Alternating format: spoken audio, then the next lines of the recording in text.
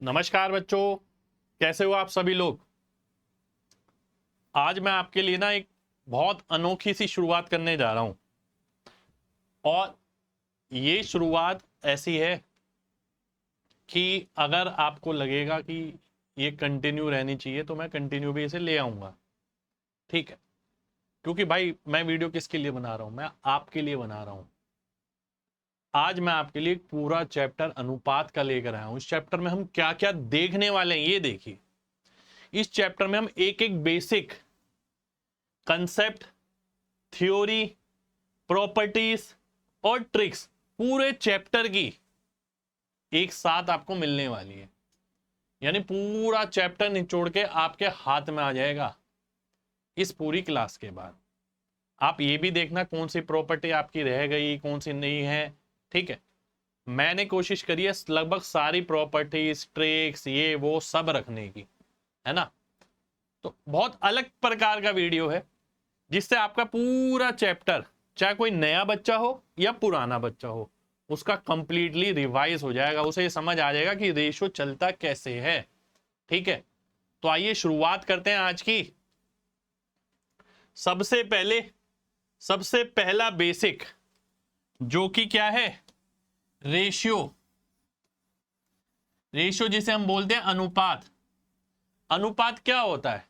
अनुपात होता है जब एक नंबर ऊपर लिखा होता है और एक नंबर नीचे लिखा होता है, जिसे आप ऊपर वाले को अंश बोलते हैं यानी न्यूमरेटर, और नीचे वाले को डिनोमिनेटर यानी हर बोलते हैं। ठीक है जी, अंश बटा हर, ये आपका एक अनुपात बन जाता है। अब अनुपात की जरूरत ही क्यों पड़ रही है, ठीक है, ये समझिए। अनुपात से क्या होता है, रेशो से क्या होता है, हमारी आधी से ज्यादा चीजें आसान हो जाती हैं। ठीक है, आप बोलोगे सर वो कैसे, मैं दिखाता हूं आपको कैसे। मान लेते हैं एक व्यक्ति पे, रेशो का मतलब क्या है, बेसिकली रेशो का मतलब है कंपैरिजन, एक की तुलना दूसरे के साथ। ठीक है, बेसिकली इसलिए काम आता है अनुपात। कौन किससे कितना प्रतिशत अधिक है, कितने प्रतिशत कम है। भाई बात समझना बहुत ध्यान से। मेरे पास यहां लिखा है 230 और एक जगह लिखा है मेरे पास 550। ठीक है, बात को समझना, इसे और आसान कर लेते हैं।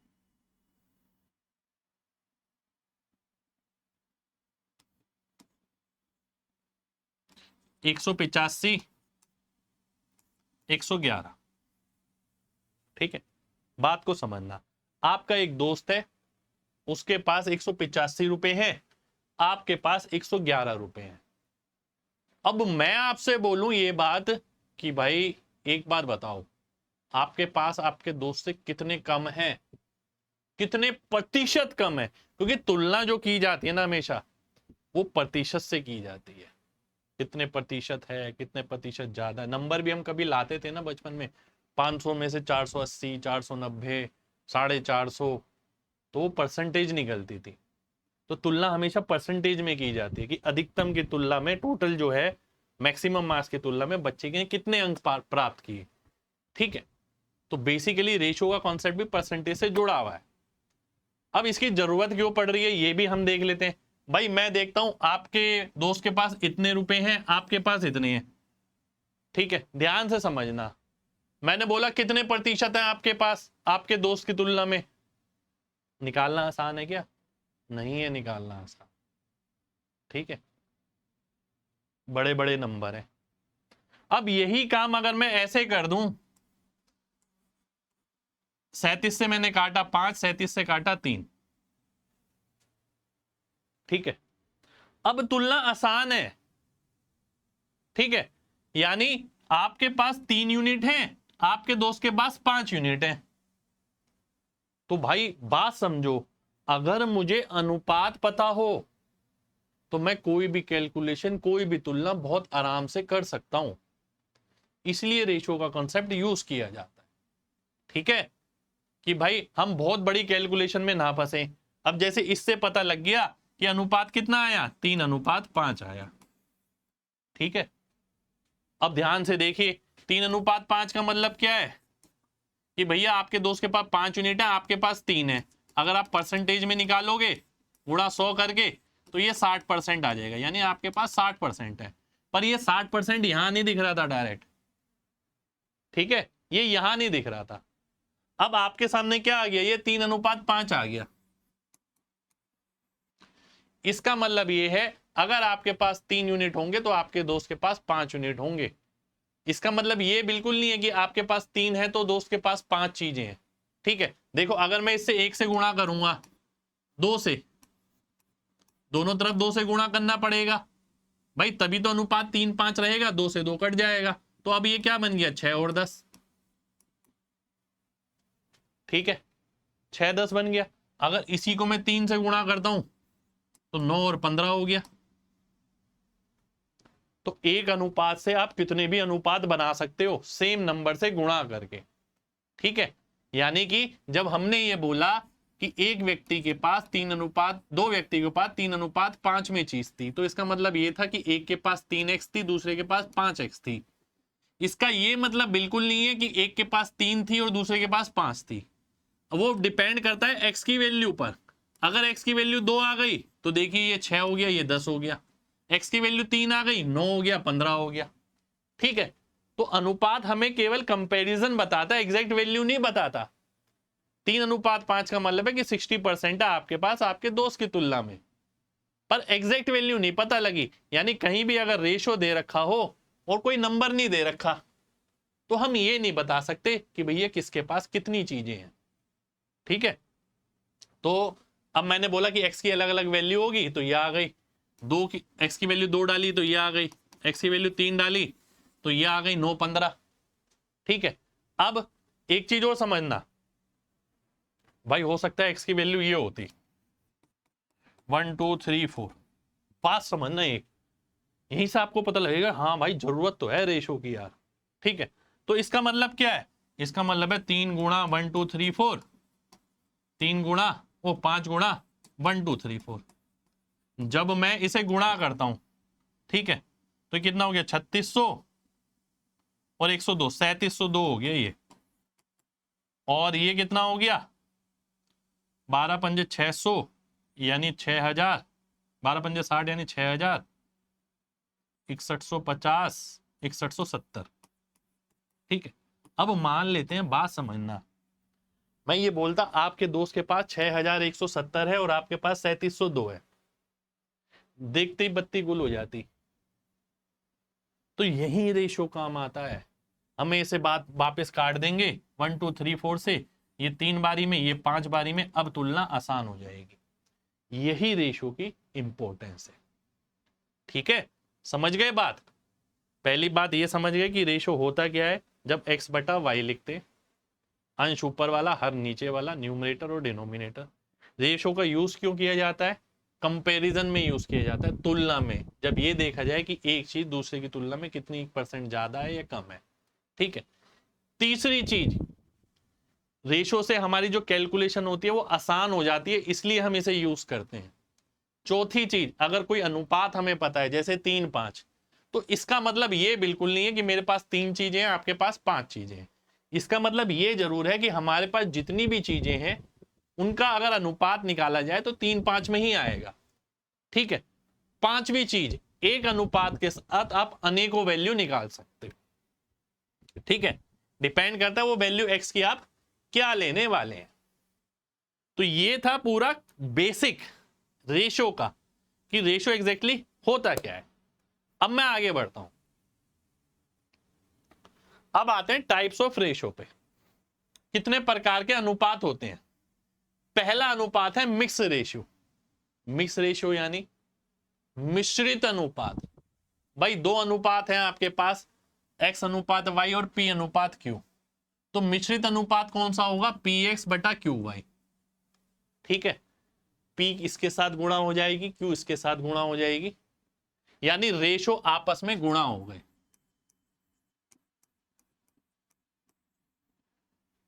ठीक है। और एक बात और बता देता हूं यहीं पर ही, इस मिक्स रेशो को ही हम कंपाउंड रेशो भी बोलते हैं भाई। लास्ट में लिखा है मैंने, ये भी पढ़ाऊंगा अभी, है सेम ही चीज। दो अनुपात अगर आप दे रखे हैं, आपको दे रखे हैं, और दोनों अनुपात या तीनों अनुपात को आप गुणा करते हैं तो मिक्स रेशो मिलता है या कंपाउंड रेशो मिलता है। ठीक है। एग्जाम्पल के तौर पे मैं देखता हूं, यदि एक अनुपात 5:7 है, दूसरा 2:3 है, मेरे को इसका मिक्स रेशो निकालना है, तो मैं क्या करूंगा, 5/7 गुणा 2/3, 10/21 आंसर आ जाएगा। यानी जो 10:21 है यही मेरा मिक्स रेशो है, मिश्रित अनुपात, यही मेरा कंपाउंड रेशो है। कंपाउंड रेशो लास्ट में अलग से लिख लिया, पर होती सेम ही चीज है। ठीक है, अगली चीज पर आते हैं।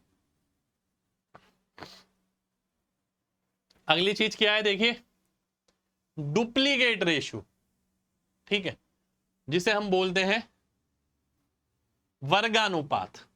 डुप्लीकेट रेशो क्या होता है, अब ध्यान से देखिए भाई, कोई भी अगर अनुपात है आपके पास, ठीक है जी, अगर उसका डुप्लीकेट निकालना है, डुप्लीकेट रेशो, तो यहां पर हम उसका स्क्वायर कर देते हैं, दोनों का, ऊपर और नीचे, तो वो हमें डुप्लीकेट रेशो मिल जाता है।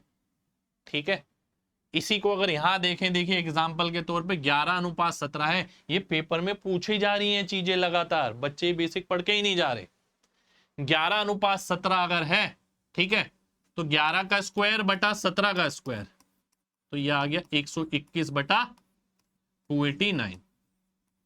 ठीक है, ये इसका डुप्लीकेट रेशो हो गया। यानी ध्यान रखिए, डुप्लीकेट रेशो जब भी निकालना है तो उसका स्क्वायर करना है। फिर आता है सब डुप्लीकेट, अर्ध द्विगुण अनुपात, वो द्विगुण अनुपात हो गया, अर्ध द्विगुण अनुपात हो गया। ठीक है, जब सब लग जाता है ना तो रूट आता है, ध्यान रखना। अभी आगे बताऊंगा याद कैसे करना है। भाई कोई भी अगर अनुपात है ए और बी, ये मैं भाषा नहीं पढ़ रहा, मैं आपको सीधा मतलब समझा रहा हूं, तो उसका अगर मेरे को सब डुप्लीकेट रेशियो निकालना है तो मेरे को अंडर रूट करना पड़ेगा। तो भैया यहां पर क्या होगा, ध्यान से देखिए, एक एग्जांपल है मेरे सामने, 324 और 529 का सब डुप्लीकेट रेशियो निकालना है, तो दोनों का रूट कर दो, ये 18 आ जाएगा, ये 23 आ जाएगा, ये इसका सब डुप्लीकेट रेशियो हो जाएगा। ठीक है जी। ऐसे ही मेरा आता है ट्रिप्लीकेट रेशियो, जैसे ही नाम से पता लग रहा है, ट्रिप्लीकेट, डुप्लीकेट यानी डू से डबल, ट्रिप्लीकेट यानी 3 गुना, पावर 3 गुना, त्रिगुण अनुपात। ठीक है, वो द्विगुण अनुपात था तो डबल हो गया, डबल कह रहा हूं स्क्वायर हो गया, त्रिगुण हो गया तो क्यूब हो जाएगा। यानी कोई अनुपात आपके सामने है ए अनुपात बी, तो उसका ट्रिप्लीकेट रेशियो हो गया a3:b3। तो यहीं पर ही मैंने एक एग्जांपल भी लिख लिया आपके लिए, सारे रिवाइज हो जाएंगे। 3 का क्यूब और 7 का क्यूब, जो कि 27 और 343 आ गया, 347 नहीं 343। ठीक है, अब भाई इसी तरीके से सब ट्रिप्लीकेट हो जाता है, अर्ध त्रिगुण अनुपात।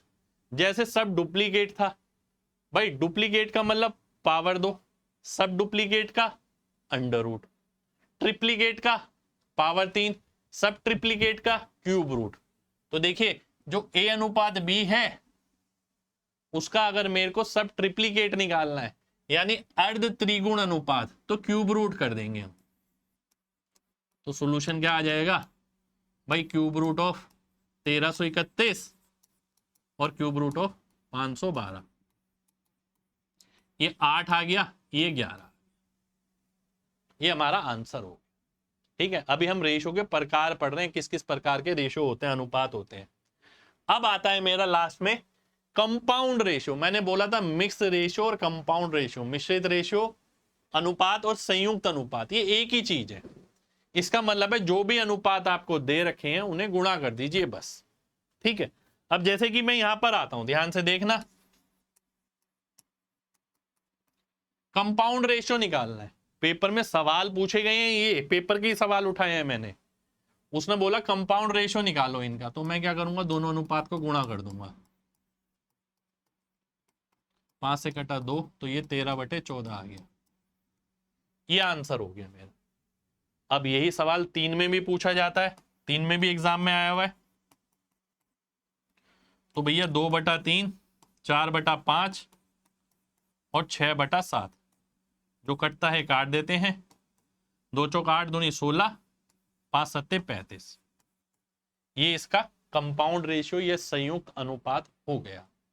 ठीक है, तो मिक्स रेशियो, डुप्लीकेट, सब डुप्लीकेट, ट्रिप्लीकेट, सब ट्रिप्लीकेट, कंपाउंड रेशियो, यही मिश्रण के, यही अनुपात के प्रकार होते हैं। ठीक है, ये तो सेम ही है, कंपाउंड और मिक्स। मिक्स तो हमारा है ना। तो ये बेसिक है भाई, ये चीजें आपको पता होनी चाहिए यूं। अब मैं आगे बढ़ूंगा। अब मैं आता हूं प्रपोर्शन की प्रॉपर्टीज पे। ठीक है, देखिए सबसे पहले हमने क्या किया, सबसे पहले हमने ये किया, रेशियो क्या होता है, क्यों जरूरी है, इसकी बेसिक चीजें सीखी। ठीक है, उसके बाद मैंने अनुपात के टाइप बताया आपको। ठीक है, फिर मैं प्रपोर्शन की प्रॉपर्टी बताऊंगा आपको। फिर हम किस पे आएंगे, फिर प्रपोर्शन पे आएंगे, प्रपोर्शन क्या होता है। ठीक है, फिर हम आएंगे टाइप्स ऑफ प्रपोर्शन पे, ये सारे टाइप आ गए। स्पेशल प्रॉपर्टी, ये कंटिन्यूड प्रपोर्शन पे आएंगे, कॉइन वाले सवाल का कॉन्सेप्ट। ठीक है, special property, concept to remember, ये वेरी इंपॉर्टेंट प्रॉपर्टी, इस पे आएंगे, इस पे सवाल है ये। आयु संबंधित कॉन्सेप्ट क्या होता है, वेरिएशन क्या होता है। ठीक है, उसके बाद स्पेशल ट्रिक्स पे आएंगे हम, जो इस चैप्टर में इस्तेमाल होती हैं, ये सारी वो ट्रिक्स हैं। ठीक है, तब जाके हमारी आज की क्लास खत्म होने वाली है। मैंने थोड़ा सा दिखा दिया आपको, जिससे आपको पूरा पता लग जाए क्या रहने वाला है। चलिए आगे बढ़ते हैं। ठीक है, कहाँ थे हम, हाँ यहां थे हम, ध्यान से देखिएगा। इनवर्टेंडो व्युक्त कर्म अनुपात, ठीक है, ध्यान से समझना। इनवर्टेंडो व्युक्त कर्म अनुपात, ऑल्टरनेंडो परिवर्तन अनुपात। ठीक है, फिर आता है हमारा कॉम्पोनेंडो योगानुपात। ध्यान से बात को समझना। ठीक है, बहुत ध्यान से देखो भाई, मेरे पास A अनुपात B C अनुपात D के बराबर है, इसका मतलब ये है ना। बात को समझना, समझोगे तो याद रहेगी चीजें। सबसे पहले आता है व्युक्त कर्म अनुपात। व्युक्त कर्म अनुपात का मतलब है, देखो भाई, जब A/B C/D के बराबर है, तो उसका उल्टा भी बराबर होगा। उल्टे से ध्यान आता है इनवर्ट। ठीक है, इनवर्टेंडो, व्युक्त कर्म का मतलब भी उल्टा ही होता है। तो इसका मतलब है कि भैया B/A इसका उल्टा, D/C इसका उल्टा बराबर होगा। सीधी सी बात है ना। जब सीधा सीधा बराबर है तो उल्टा उल्टा भी बराबर होगा। नहीं तो मैं ये भी बोल सकता हूं B यहां चला गया, C यहां आ गया, D यहां चला गया, A यहां आ गया, तब भी आप यही करेंगे, है ना। मैंने सीधा समझा दिया। अब भाई ध्यान से समझो, एग्जाम्पल देखो, 2/3 4/6 के बराबर है। ठीक है, 2 का 2 गुना है, 3 का 2 गुना है, तो बराबर तो हो गई। जैसे अभी मैंने बोला था, x की कुछ भी वैल्यू आ जाए, पीछे जब हमने पढ़ा था, 1 लो, 2 लो, 10,000 लो, 1 2 3 4 लो, रेशो तो 3 5 ही रहेगा। ऐसे यहां देखो, मैंने बोला था ना, एक अनुपात से आप कितने भी अनुपात बना सकते हो। जैसे 2/3 4/6 के बराबर है, ये कैसे पता लगा बराबर है, 2 गुना है, 2 गुना है, x की वैल्यू सेम है ना, तो आप कितनी भी बना सकते हो। अब वो बोलता है जब ये बराबर है तो इसका उल्टा भी बराबर होगा, तो सही बात है, 3/2 6/4 के बराबर होगा। देखिए यहां से फिर से 2 गुना आ गया, फिर से 2 गुना आ गया, है ना। अब ऑल्टरनेंडो देख लेते हैं। ऑल्टरनेंडो का मतलब क्या है, ऑल्टरनेट। ऑल्टरनेट का मतलब है, यानी ये यहां आ गया और ये यहां चला गया, A/C बराबर B/D। भाई बराबर होगा ना, C नीचे ले आया मैं, B ऊपर ले गया। ठीक है, ऑल्टरनेट, ऑल्टरनेट कौन कौन से हैं, ये वाले हैं। तो a बटा सी b बटा d के बराबर हो गया, इसीलिए इसका नाम ऑल्टरनेंडो हो गया। अब एक और एग्जांपल देख लेते हैं। 6 बटा 10 अगर 9 बटा 15 के बराबर है। आप सोच रहे होगे कि सर यहां तो नहीं दिख रहा मेरे को, वो 2 गुना 3 गुना, यहां 1.5 गुना है। x की वैल्यू डेसिमल में भी हो जाती है कभी कभी, ठीक है, पर हमें उससे लेना देना नहीं है। हमें ये देखना 6 बटा 10 9 बटा 15 के बराबर है, तो 9 को मैं यहां ले आऊं और 10 को यहां ले जाऊं तो कोई फर्क नहीं पड़ेगा। देखिए कोई फर्क नहीं पड़ा, बराबर ही आ रहा है ना। ये देखिए 90 90 90 90, प्रोडक्ट तो सेम आ रहा है। तो ये ऑल्टरनेंडो होता है हमारा। याद रखने का तरीका मैंने बता दिया, इन्वर्ट मतलब उल्टा होता है, ऑल्टरनेट मतलब एक छोड़ के। अब अगली चीज आती है जिसे हम बोलते हैं कॉम्पोनेंडो, योगानुपात। इसमें क्या होता है, यहां लिखा है a बटा b अगर c बटा d के बराबर है, ठीक है जी। तो भैया प्लस बी अगर प्लस a प्लस बी बटा बी सी प्लस डी बटा डी के बराबर होगा। ऐसा क्यों होगा ये समझिए। भाई a बटा बी सी बटा डी के बराबर है, मैं दोनों तरफ 1 ऐड कर देता हूं, तो क्या हुआ a प्लस बी बटा बी सी प्लस डी बटा डी आ गया बराबर। देखो ये आ गया। इसको हम वेरीफाई भी कर सकते हैं, देखिए ध्यान से। भाई 4 बटा 5 12 बटे 15 के बराबर है, 3 3 गुना नजर आ रहा है, बराबर ही है। अब इसका मतलब क्या था, a प्लस बी यानी 4 प्लस 5 ये कितना आ गया 9 बटा 5, 12 प्लस 15 यानी 27 बटा 15। फिर से देखो 3 3 गुना आ गया ना, यहां भी 3 3 गुना था, ठीक है। अगला देखो, अब आते हैं हम डिविडेंडो पे। डिविडेंडो किसके लिए, ये माइनस वाले के लिए। भाई a बटा बी अगर c बटा डी के बराबर है, दोनों तरफ -1 कर दो, तो a माइनस बी बटा बी सी माइनस डी बटा डी के बराबर होगा। वही ये यहां पर बोल रहा है, ठीक है।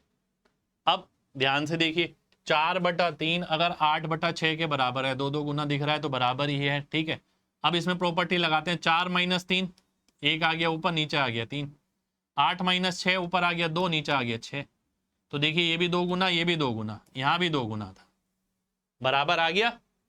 बिल्कुल, जब सेम सेम गुना ऊपर नीचे होगा तो रेशियो इक्वल होगा। भाई एक्स बटा वाई लिखा है मेरे सामने, अगर मैं ऊपर a से गुणा कर दूं नीचे a से गुणा कर दूं तो क्या होगा, ax बटा वाई एक्स ax बटा ए वाई। ये नंबर तो चेंज हो जाएगा पर अनुपात वही रहेगा। जैसे आप यहां देख सकते हो, भाई 4 बटा 3 से 8 बटा 6 तो हो गया, नंबर तो चेंज हो गया, अनुपात चेंज नहीं हुआ। तभी तो मैंने बोला देखो 2 गुना 2 गुना, इसी से पता लग रहा है सेम, कि ऊपर नीचे का जो a है ना वो सेम है, ठीक है। अब कॉम्पोनेंडो डिविडेंडो दोनों पढ़ लिए। अब पेपर में जो इस्तेमाल होती है सबसे ज्यादा प्रॉपर्टी वो है कॉम्पोनेंडो एंड डिविडेंडो, जिसको हम बोलते हैं C&D प्रॉपर्टी। अब नाम से ही समझ आ रहा है इसमें दोनों ही इस्तेमाल हो रहे होंगे, प्लस वाला भी और माइनस वाला भी, ठीक है। तो ये प्रॉपर्टी कहती है कि अगर a बटा बी सी बटा डी के बराबर है तो भैया a प्लस बी बटा a minus B C plus D बटा सी माइनस डी बराबर होगा। क्यों होगा भाई, हमने क्या पढ़ा था, हमने ये पढ़ा था कि a प्लस बी बटा बी सी प्लस डी बटा डी के बराबर होगा। किसमें पढ़ा था, कॉम्पोनेंडो में। डिविडेंडो में क्या पढ़ा था हमने, a माइनस बी बटा बी बराबर सी माइनस डी बटा डी, ये पढ़ा था। अगर मैं बोलता हूं दोनों को भाग कर दो तो देखो आ जाएगा।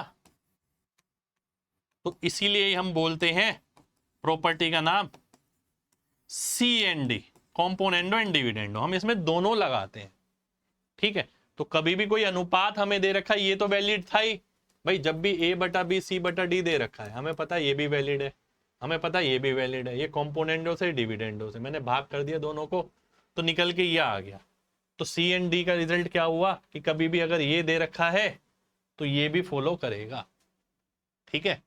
एग्जाम्पल देख लेते हैं। भाई 5 बटा 3 15 बटा 9 के बराबर है, मैंने देखा वेरीफाई करके, तो 5 प्लस 3 5 माइनस 3 15 प्लस 9 15 माइनस 9, तो ये कितना आ गया 8 आ गया, ये आ गया 2, ये आ गया 24, ये आ गया 6। तो देखो बराबर आ रहा है ना, 3 गुना, और 3 गुना ही था यहाँ पर। ठीक है, जितने गुना होता है उतना ही आना चाहिए सेम। ठीक है, वो x की वैल्यू ही तो आती है जो हमने पढ़ा था, 3x 5x। तो ये हमारी अगली प्रॉपर्टी हो गई। ठीक है, तो ये सारी चीजें अब हम समझ गए हैं। सबसे पहले रेशो सीखा, फिर टाइप ऑफ रेशो देखा, कितने प्रकार के अनुपात होते हैं, फिर हमने प्रपोर्शन में देखा invertendo, alternendo, componendo, dividendo, C and D. ठीक है, अब हम करने जा रहे हैं प्रपोर्शन। प्रपोर्शन होता क्या है? प्रपोर्शन को सीधा सा ध्यान रखो, दो अनुपात या दो रेशो इक्वल होना, इसी को प्रपोर्शन कहते हैं, इसी को समानुपात बोलते हैं। समान अनुपात, समान मतलब इक्वल या सेम, अनुपात मतलब रेशो। तो सेम रेशो होता है, यही मैंने यहां पर बोला है, ये आपको ध्यान रखना है। ठीक है, जैसे कि, और इसे लिखा कैसे जाता है? इसे ऐसे लिखा जाता है भाई, अगर ये है तो a बटा बी c बटा डी के बराबर होगा। पहली चीज तो यही है कि भैया इसका इसका अनुपात इसके इसके अनुपात के बराबर होगा। ठीक है, एक तो यही है। दूसरी चीज ये है AD बराबर BC, AD पास पास वाले दूर दूर वाले गुणा करके बराबर होंगे। दूसरी चीज ये है। ठीक है, अब एक एग्जांपल लिया मैंने आपके सामने। ठीक है, ध्यान से देखना भाई, ये क्या लिखा है 12, ये क्या लिखा है 60। कितने गुना नजर आ रहा है? 5 गुना। अब इसका मतलब क्या है? इसका मतलब तो बराबर ही है एक तरीके से। अब दो अनुपात बराबर कब हो सकते हैं? ठीक है, मैंने आपको बताया था। अब भाई यहाँ 1155 लिखा है, क्या ये इसका 5 गुना है? वो x वाली वैल्यू सेम आनी चाहिए ना, बिल्कुल 5 गुना है। आगे आपका दोनों अनुपात सेम हो गए, तो 12/60 लिखूं मैं या 11/55, बात एक ही है। दोनों अनुपात बराबर है, इसलिए हम इन्हें समानुपात बोलते हैं, प्रपोर्शन बोलते हैं। पर पेपर में कैसे यूज होते हैं? ये दो रूल हैं जो ध्यान रखने हैं, 2 रूल्स। दो रूल अगर आपने ध्यान रख लिए तो यूं सेकंडों में आंसर फेंकोगे प्रपोर्शन के। ठीक है, आइए देखते हैं। पहला है ऑल्टरनेट का रिश्ता। ऑल्टरनेट का रिश्ता क्या है भाई? देखो, ये मैं आपको यहां से सिखाता हूं। a बटा बी सी बटा डी के बराबर होता है, हमने ये पढ़ा हुआ है ना। तो a बटा बी, a बटा सी b बटा डी के बराबर होगा। ठीक है, अब आप कहोगे सर ये क्या कर दिया? मैं कहूंगा कि भाई देखो, आप इसे कैसे लिखते? a बटा बी सी बटा डी, बोलोगे हाँ, मैं सी यहां ले आया, बी यहां ले आया। अब आप कहोगे सर ऐसा क्यों किया आपने? है ना, मैंने इसलिए किया है कि आपकी चीजें आसानी से नजर आए। ठीक है, तो इसका मतलब क्या है कि अगर इसको मैं ऐसे लिख सकता हूं। ठीक है, ध्यान से देखिए, तो इसका मतलब क्या है? जो a और c का अनुपात होगा वही b और d का अनुपात होगा। अनुपात मतलब ये भी है कि मैं ये देख लूं कौन किसका कितने गुना होगा। अब ध्यान से देखिए, मेरे सामने ये एग्जाम्पल लिखा है, मैं इसे बिना पेन के करना चाहता हूं। एक ऑल्टरनेट का मतलब क्या है? एक छोड़ के। ऑल्टरनेट का मतलब क्या है? एक छोड़ के। ठीक है, क्या 15 और 105 में कोई रिश्ता नजर आ रहा है? आप बोलोगे हाँ, 7 गुना। मैं बोलूंगा तो यही रिश्ता यहां पर लगेगा, 8 7 56 आंसर हो जाएगा। आपको पॉइंट भी लगाने की जरूरत नहीं पड़ेगी, कुछ भी करने की जरूरत नहीं पड़ेगी। आपको केवल ये ध्यान रखना है, ऑल्टरनेट का रिश्ता, एक छोड़ के अगला। ठीक है, दो तरीके के सवाल बनते हैं, देखिए, या ऑल्टरनेट पे बनते हैं या साथ साथ पे बनते हैं। साथ साथ वाला क्या है? साथ साथ वाला तो वही है जो ए और बी का अनुपात होगा वही सी और डी का अनुपात होगा, यानी जो इनका अनुपात होगा वही इनका अनुपात होगा। एक ये बन जाता है हमारा। ठीक है, अब ध्यान से देखिए, यहां पर तो मैंने सीधा बोला 15 का 7 गुना, 8 का 7 गुना। ऑल्टरनेट मैं ऐसे देख सकता हूं, ठीक है, जैसे 15 की वैल्यू 105 तो 8 की कितनी, यही ऑल्टरनेट है। और सीधा देखना है तो भैया ये 17-19 के अनुपात में, ये भी 17-19 के अनुपात में होगा। 19 की वैल्यू 95 है तो 17 की कितनी होगी, 5 गुना, यानी 85। भाई ए अनुपात बी सी अनुपात डी के बराबर आएगा, जो अनुपात इसका है वही इसका रहेगा, तो वही इसका रहेगा, 17-19 रहेगा, 19 का 5 गुना 17 का 5 गुना, आंसर आ गया आपके सामने। ठीक है, तो ये दो ही चीजें आपको ध्यान रखनी है ना। यहां पर भी आप ऑल्टरनेट वाला लगा सकते थे, देखिए 19 का 5 गुना 17 का 5 गुना, है ना। तो बहुत सारी जगह लगा देंगे आप, बस दोनों चीजें ध्यान रखनी है। कई जगह ऐसी होंगी जहां आप सीधा नहीं देख पाएंगे, तो ये भी ध्यान रखना है और ये भी, यही दो रूल है। प्रपोर्शन में कोई इतना सा भी नहीं ला पाएगा। अब आगे देखते हैं भाई, ठीक है, अब आगे देखते हैं, ध्यान से देखिए। टाइप्स ऑफ प्रपोर्शन, प्रथम समानुपातिक, प्रथम समानुपातिक। देखिए first proportional, second proportional, third proportional, fourth proportional, ये 4 प्रपोर्शन होते हैं। ठीक है, ये 3 नंबर में भी बन जाते हैं, ये 2 नंबर में भी, ये 3 में 2 में बन जाते हैं, बाकी के ये 3 में ही बनेंगे, 3 2 में बनेगा, और ये केवल 3 में ही बनेगा। ठीक है, अब प्रपोर्शन आप समझ गए। ठीक है, अब एक चीज और समझना, जब 3 नंबर की बात आएगी, है ना, केवल 3 नंबर की, ठीक, तो पहले प्रपोर्शन का मतलब है पहली वैल्यू, है ना। दूसरे प्रपोर्शन का मतलब है दूसरी वैल्यू, तीसरे का मतलब है तीसरी वैल्यू, चौथे का मतलब है चौथी वैल्यू। खत्म, 4 प्रपोर्शन। ठीक है, ध्यान से देखिए। अब भाई पहले का मतलब पहली वैल्यू, दूसरे का मतलब दूसरी वैल्यू, तीसरे का मतलब तीसरी वैल्यू, चौथे का मतलब चौथी वैल्यू। ठीक है, अब प्रपोर्शन के रूल तो हमने सीख रखे हैं, ये 3 नंबर के लिए बता रहा हूं। ठीक है, तो अब मेरे सामने ये, अब मैं इसे याद नहीं करूंगा, मैं तो कॉन्सेप्ट जान गया। फर्स्ट प्रपोर्शन का मतलब क्या है, इससे पहले वाली वैल्यू निकालनी है मेरे को। ठीक है, इससे पहले वाली वैल्यू। अब मैं कैसे भी निकाल सकता हूं, जरूरी नहीं है मैं ये लगाऊं फॉर्मूला। मैं देख सकता हूं भैया ये 8 का 1.5 गुना है, तो यहाँ 6 आएगा, 6 का 1.5 गुना 12 होता है। अब कुछ बच्चों को ये दिक्कत होगी कि भैया 1.5 गुना सर आपको तो नजर आ गया, हमें नहीं नजर आया। फिर मैं बोलूंगा आपको ये नजर आया कि भाई 9 अट्ठे कितना होता है, 72, तो 12 को किससे गुणा करें कि 72 आए, क्योंकि हमने ये भी पढ़ा है पास पास वाले गुणा करो और दूर दूर वाले गुणा करो, बराबर आता है, तो आप कहोगे 6, आंसर आ जाएगा। तो फर्स्ट प्रोपोर्शन है, 3 नंबर है, तो पहला नंबर। अब 2 नंबर अगर दे रखे हैं, नंबर 2 ही दे रखे हैं, ठीक है, ध्यान से देखिएगा अब, बहुत ध्यान से। इसका मतलब क्या है, ये तो फर्स्ट नंबर ही रहेगा जो आपको निकालना है, ये सेकंड नंबर, ये सेकंड और थर्ड। ठीक है, अब मैं इसे कैसे ध्यान रखता हूं, ध्यान से देखना।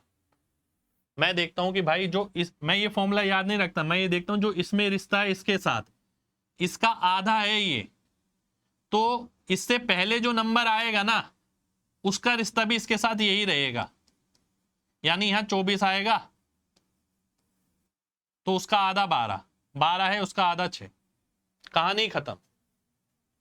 देख रहे हो कितना आसान है इसे याद रखना, फॉर्मूला याद ही नहीं रखा मैंने।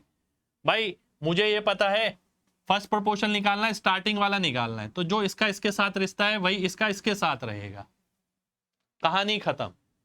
ठीक है, आगे बढ़ते हैं। अब मीन प्रोपोर्शन या सेकंड प्रोपोर्शन मध्यानुपातिक। अब जैसे कि मैंने बताया था इसका मतलब क्या है, सेकंड नंबर है।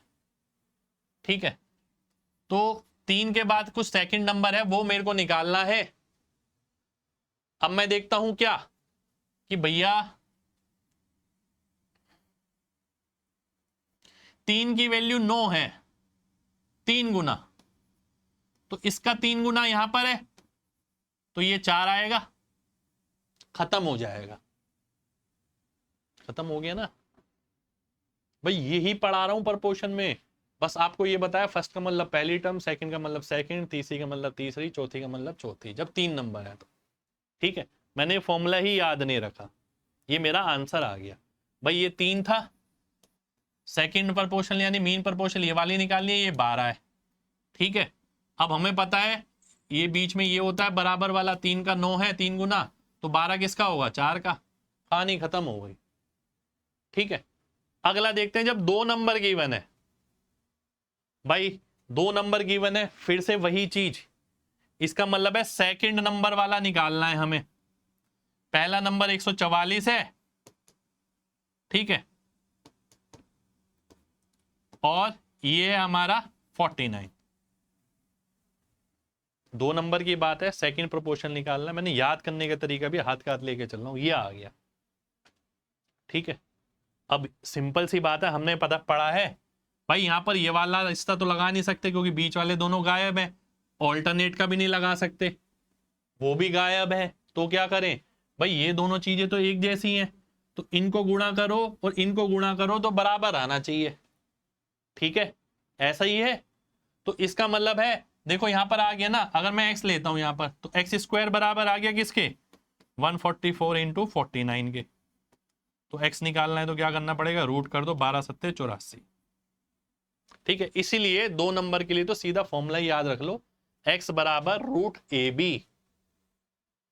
2 नंबर का है मीन प्रपोर्शनल अगर निकालना है यानी दूसरी टर्म, ये ऐसे छाप लो, फर्स्ट प्रपोर्शनल पहली टर्म, दूसरा प्रपोर्शनल दूसरी टर्म, आसान लगेगी चीज। थर्ड प्रपोर्शनल, थर्ड प्रपोर्शन का मतलब क्या, तीसरी टर्म। ठीक है, अब देखो मैंने आपसे बोला 11 12, तीसरी कहां आएगी, यहां 12 की वैल्यू 24 हो गई, तो 11 की कितनी आई, आप कहोगे सर 22, मैं कहूंगा आंसर आ गया, खत्म, सीधा आंसर आ गया, कुछ नहीं करा, कोई फॉर्मूला नहीं लिखा हमने, सीधा आंसर है आपके सामने। अब 2 नंबर अगर गिवन है, ठीक है, थर्ड प्रपोर्शनल के अंदर, तो हम कैसे करते हैं, ये इस तरीके से किया जाता है। ठीक है, a/b बराबर b/x।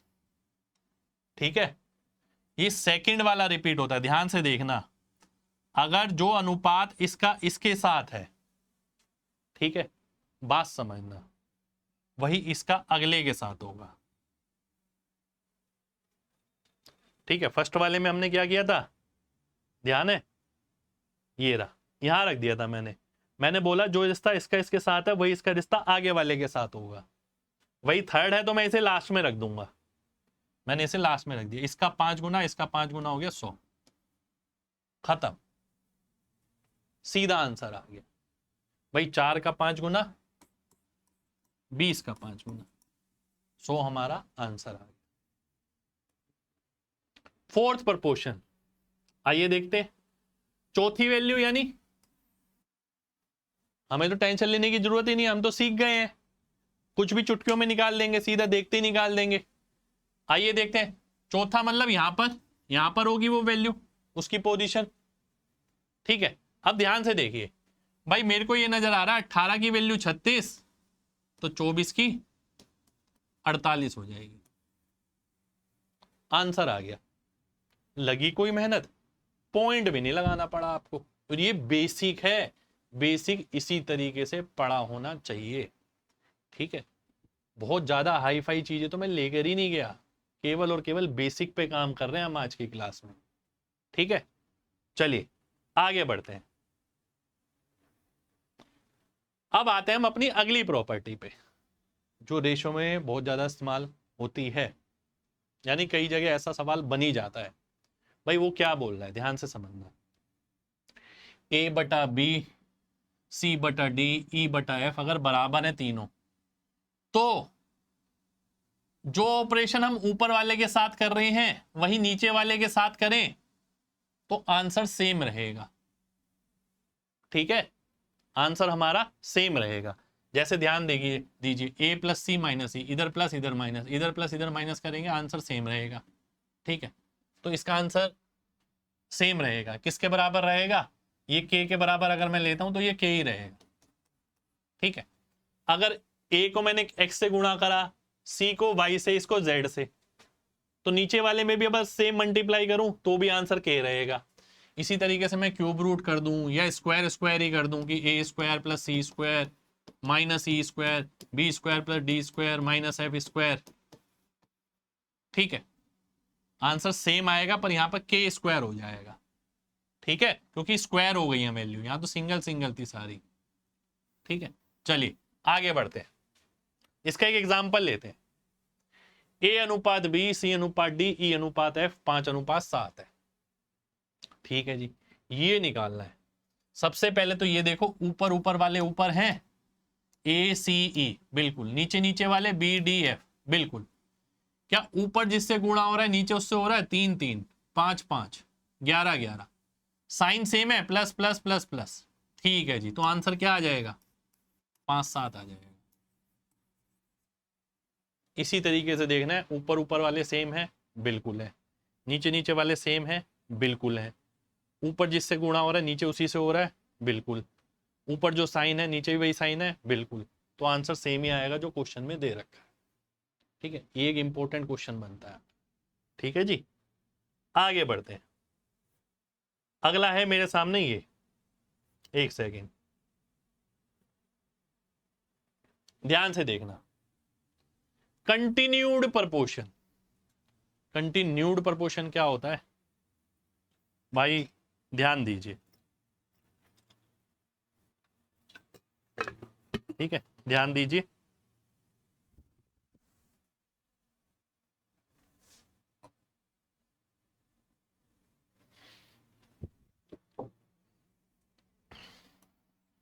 ए बी सी, ध्यान देना भाई।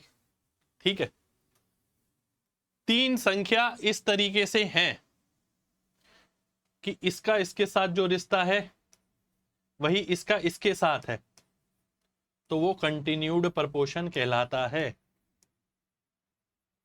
ठीक है, यानी निरंतर समानुपात। एग्जाम्पल के तौर पे मैंने ये ले लिए, ये ऐसे नहीं, इसे मैं ऐसे लिखूंगा 3 9 27।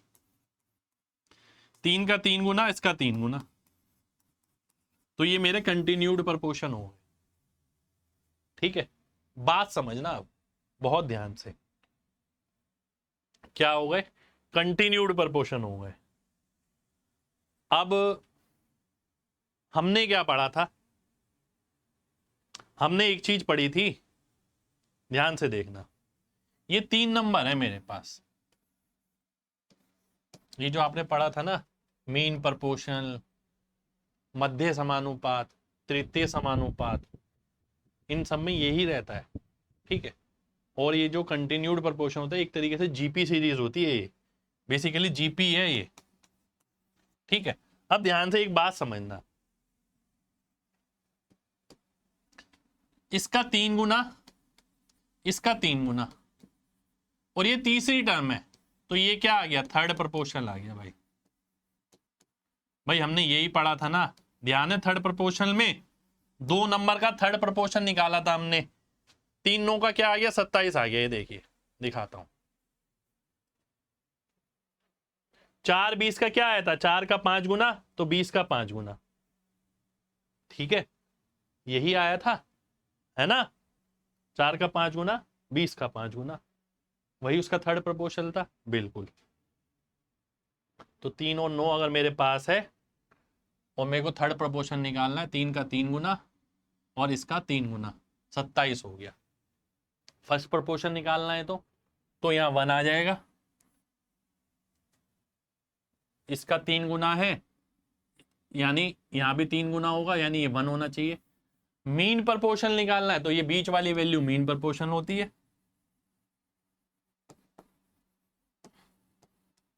भाई उसने बोला 3 और 27 है, मीन प्रपोर्शन निकालो। मीन प्रपोर्शन कौन सी वैल्यू होती है? बीच वाली। यही पढ़ा है हमने 2 नंबर के बीच में, है ना? तो ये कैसे निकालते हैं कि भैया ये गुणा ये कर दो, उसको रूट कर दो। 81 का रूट हो गया 9, आ गया 9। अब वेरीफाई भी हो सकता है, इसका 3 गुना, इसका 3 गुना, 2 नंबर की बात हो रही है। तो सारी चीजें सामने क्लियर हैं एकदम, आपको बस ध्यान से पढ़ना है। अगली चीज पे आता हूं मैं। अगली चीज क्या है? कॉइन बेस्ड क्वेश्चन, सिक्कों पे आधारित सवाल। दो प्रकार के सवाल बनते हैं आपके सिक्कों पे, कॉइन्स पे, दो प्रकार के केवल। आप चाहे कितने भी एग्जांपल कर लेना, सवाल दो ही प्रकार के बनेंगे। पहले तो समझ लेते हैं इसे।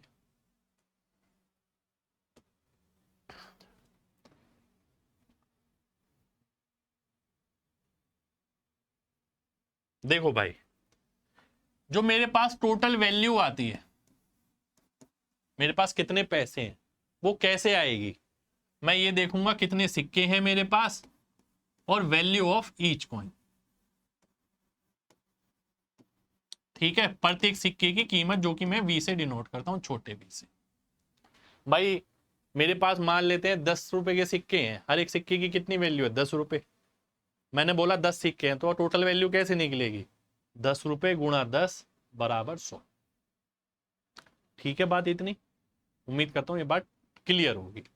ठीक है, अब इसके अंदर ना दो प्रकार के सवाल बनते हैं। पहला, टोटल वैल्यू गिवन है, दूसरा टोटल कॉइन्स गिवन है। ठीक है, ध्यान से बात को समझना। टोटल वैल्यू गिवन है, या तो मेरे को ये गिवन होगा, ठीक है। एक चीज ध्यान से समझो भाई, ये चीज क्या है? ये फिक्स है। आप बोलोगे सर फिक्स कैसे? भाई 1 रुपए सिक्के की वैल्यू 1 रुपए ही होगी, 2 रुपए की 2 ही होगी, 5 रुपए की 5 ही होगी, 10 रुपए की 10 ही होगी। सिक्कों की वैल्यू थोड़ी चेंज हो जाएगी, वैल्यू तो उतनी ही रहेगी जितना उस पर लिखा है। ठीक है, तो ये चीज तो फिक्स है। वेरिएबल क्या है? ये दोनों। ठीक है, ये दोनों। तो अब ध्यान से समझना भाई, सवाल दो तरीके से बनेंगे। टोटल वैल्यू गिवन होगी या तो ये, और n पूछ लेंगे टोटल कॉइन्स या नंबर ऑफ ईच कॉइन।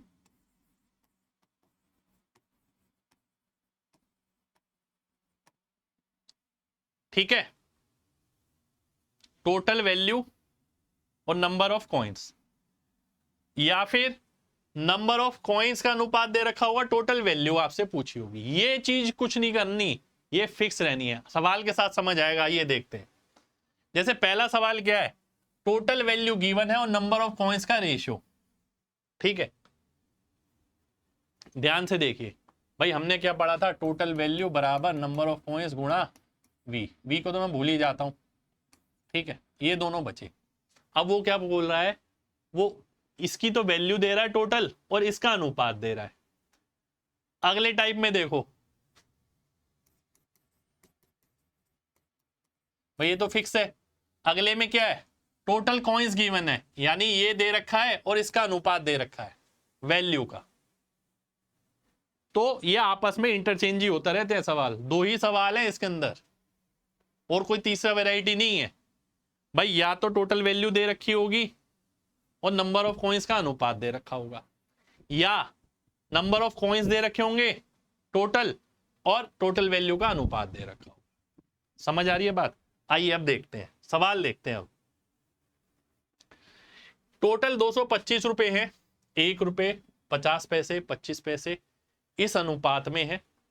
तो हमें ये बताना है कॉइन ऑफ ईच टाइप कितना होगा। भाई टोटल वैल्यू कैसे बनती है? नंबर ऑफ कॉइन्स इनटू प्रत्येक की वैल्यू। भाई ध्यान से समझना, इसके कितने यूनिट है? 8 यूनिट। प्रत्येक की वैल्यू इसकी कितनी है? 1। मैं पैसे में कन्वर्ट करूंगा, क्योंकि ये पैसे में है, ये पैसे में, तो ये 100 पैसे हो गए। तो 8 गुणा 100, भाई यही पढ़ा है ना हमने, n गुणा वी। तो n क्या है यहां पर? ये, और v क्या है? वैल्यू 100 पैसा। अगला देखो 50 गुणा 5 गुणा 50। अगला देखो 3 गुणा 25। ठीक है, टोटल कितने पैसे हैं मेरे पास? 225। 225 रुपए हैं, इसके आगे 2 जीरो लगाऊंगा। क्या मैं सीधा इसे ऐसे लिख सकता हूं? नहीं, इसके साथ ना के भी आएगा एक। आप बोलोगे सर के क्यों आएगा? मैं कहूंगा भाई ये 8 के 5 के और 3 के, ये वैल्यू होगी। 8 5 3 तो अनुपात है। या तो आप खुद इतने समझदार हो कि भैया के ना लिखें, जो वैल्यू आएगी वो 1 यूनिट की मान लें, वो भी हम कर सकते हैं। आइए अब ये देखते हैं, 800 और 250, 1050 और 75, 1125। ठीक है, तो 1125 के आ गया, 22,500 के बराबर, काटेंगे 20 गुना आ गया। अब आप के नहीं लिखते तो आप ये बोलते कि 1 यूनिट की वैल्यू 20 है। के लिखने की जरूरत नहीं है, मैंने आपको समझाया है। तो 1 की 20 आ गई, 8 की कितनी आ गई, 20 इंटू 8, 20 इंटू 5, 20 इंटू 3। तो तीनों प्रकार के सिक्के हमारे सामने आ गए, 60, 100 और 160। ठीक है, ये 1 रुपए के, ये 50 पैसे के, ये 25 पैसे। तो ये हमारा पहला सवाल था भाई, कॉइन बेस पे, जहां मैंने आपको कॉन्सेप्ट बताया कि भैया दो ही चीज पे सवाल बनता है, टोटल वैल्यू दे देगा, नंबर ऑफ कॉइन्स का अनुपात देगा, या फिर टोटल नंबर ऑफ कॉइन्स दे देगा, टोटल वैल्यू का अनुपात दे रखेगा। ठीक है, अगला मैं उसी पे जा रहा हूं। वो प्रत्येक में सिक्के ही पूछे जाते हैं, पूछा सिक्के ही जाएंगे। अब ध्यान से देखिए, 280 सिक्के हैं, यानी एन की वैल्यू कैसे आएगी, देखिए जो टोटल कॉइन्स है एन है, वो एन कैसे आता है, टोटल वी अपॉन वी, ऐसे ही आता है ना। अब ध्यान से देखना भाई,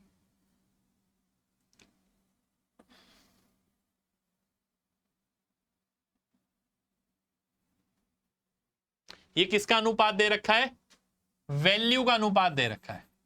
तो वैल्यू पहले की कितनी है, 8, और सिक्के की कितनी कीमत है, 1 रुपया, यानी डिवाइड बाय 1। ठीक है, तो यहां से मैं किसका अनुपात निकाल रहा हूं, एन का अनुपात निकाल रहा हूं, क्योंकि एन क्या होता है, टोटल वैल्यू बटा वी। टोटल वैल्यू प्रत्येक की और प्रत्येक की इंडिविजुअल वैल्यू। तो टोटल वैल्यू 1 रुपए के सिक्के की कितनी थी, 8 यूनिट, और 1 रुपए की सिक्के की इंडिविजुअल वैल्यू कितनी है, 1 रुपया। अब यहां मैं इसे भी रुपये में लूंगा, इसे भी रुपये में लूंगा, क्योंकि पूरा मैंने रुपये में कन्वर्ट किया है। तो अगला क्या आ गया, 4 बटा आधा, 3 बटा 1/4। या फिर पता हम क्या करते हैं, ध्यान से समझना, हम क्या करते हैं भाई, 1 रुपए के लिए 1 से गुणा कर देते हैं, 50 पैसे के लिए 2 से गुणा कर देते हैं, क्योंकि 50 पैसे 2 बार मिलके 1 रुपया बनते हैं। 25 पैसे के लिए 4 से, 20 पैसे के लिए 5 से। तो 25 पैसे के लिए 4 से मैंने सीधा ही कर दिया, तो ये मैं सीधा भी कर सकता हूं ऐसे। ठीक है, तो 8 और ये 8 और ये 12। अब देखिए 12, 8, 20, 8, 28, 28 की वैल्यू दे रखी है हमें 280, 280 सिक्के। तो प्रत्येक के कितने आ गए, 80, 80 और 120। भाई इसकी 80, इसके 80, इसके 120। तो प्रत्येक के सिक्के आ गए हमारे पास, कितने कितने सिक्के होंगे। तो बहुत बेहतरीन कॉन्सेप्ट।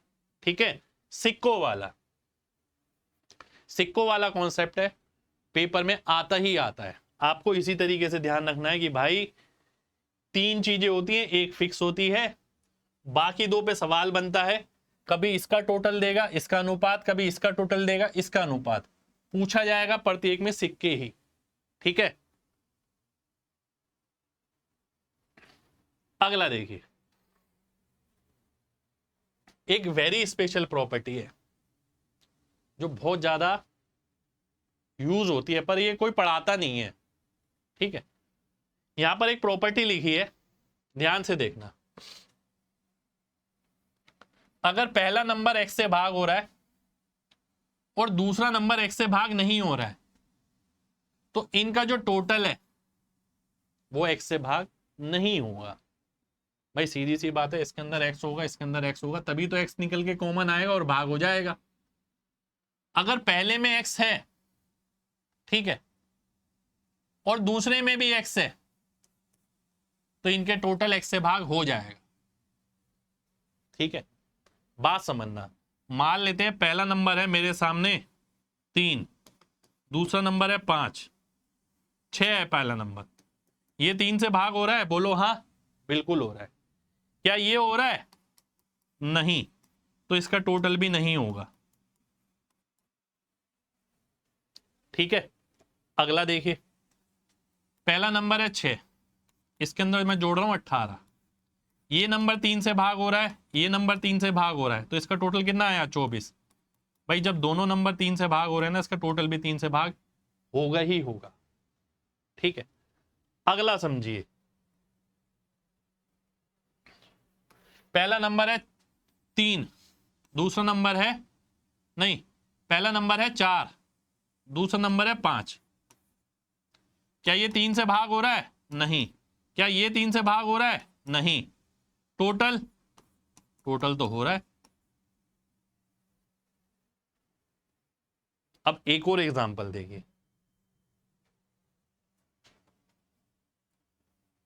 पहला नंबर 2, दूसरा नंबर 5। ये 3 से भाग हो रहा है? नहीं। ये 3 से भाग हो रहा है? नहीं। टोटल आया 7, 7 भी 3 से भाग नहीं हो रहा। ऊपर वाली बात समझ आ गई होगी भाई, सीधी सादी एक बात कि अगर एक नंबर भाग हो रहा है और एक नहीं हो रहा तो टोटल भाग नहीं होगा, अगर दोनों भाग हो रहे हैं तो टोटल भाग होगा। इन दोनों को हमें कुछ नहीं करना, इन दोनों से हमें कोई मतलब नहीं है। पर मैंने आपको बताया कि भैया इस केस के अंदर हो भी जाता है और नहीं भी होता, दोनों चीज आ जाती है। ठीक है, पर यहां पर अगर आप देखें तो ये बात पक्की है, टोटल अगर डिवाइड करवाना है तो दोनों ही सेम नंबर से भाग होने चाहिए, नहीं तो आंसर भाग नहीं होगा। यही चीज सब्ट्रैक्शन में भी फॉलो होती है, माइनस में भी सेम रहता है। अब आप सोचेंगे ये यूज कहाँ होता है? भाई कई जगह इस्तेमाल होता है ये। जैसे किसी ने बोला, बात समझना, एक मिक्सचर है 2:3 में, ठीक है, इसमें कुछ ऐड किया गया, मान लेते हैं 15 लीटर पानी या दूध, कुछ भी। ठीक है, अब ध्यान से देखिएगा, मेरा गणित ये कहता है 3 और 2 कितना हो गया? 5, यानी ये नंबर 5 से भाग होगा, बिल्कुल। ये नंबर भी 5 से भाग होगा, बिल्कुल। तो टोटल भी 5 से भाग होगा, यानी ऐसा अनुपात देखिए ऑप्शन में से जो टोटल करके 5 से भाग हो। ये बहुत सारी जगह इस्तेमाल होती है प्रॉपर्टी, स्पेशल प्रॉपर्टी है ये। मैं बोल रहा हूं ना, कोई नहीं बताएगा आपको, ये किसी को पता होगी तो बताएगा ना। आप ये देख के तो ऐसा लगता है ये है ही क्या, ये तो सबको ही पता होगा, पर इसका इस्तेमाल कहाँ होता है ना, वो बहुत बड़ी बात है। ठीक है, तो ये ऑप्शन एलिमिनेशन के लिए बहुत काम आता है। अगली प्रॉपर्टी पे आते हैं,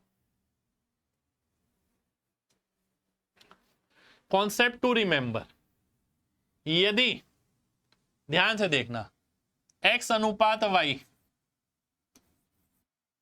दो नंबर है, बात को ध्यान से समझना, x अनुपात y है कोई, तो ये 4 ऑपरेशन किए गए, ठीक है, इन पे चारों सवाल भी लेकर आया हूं मैं।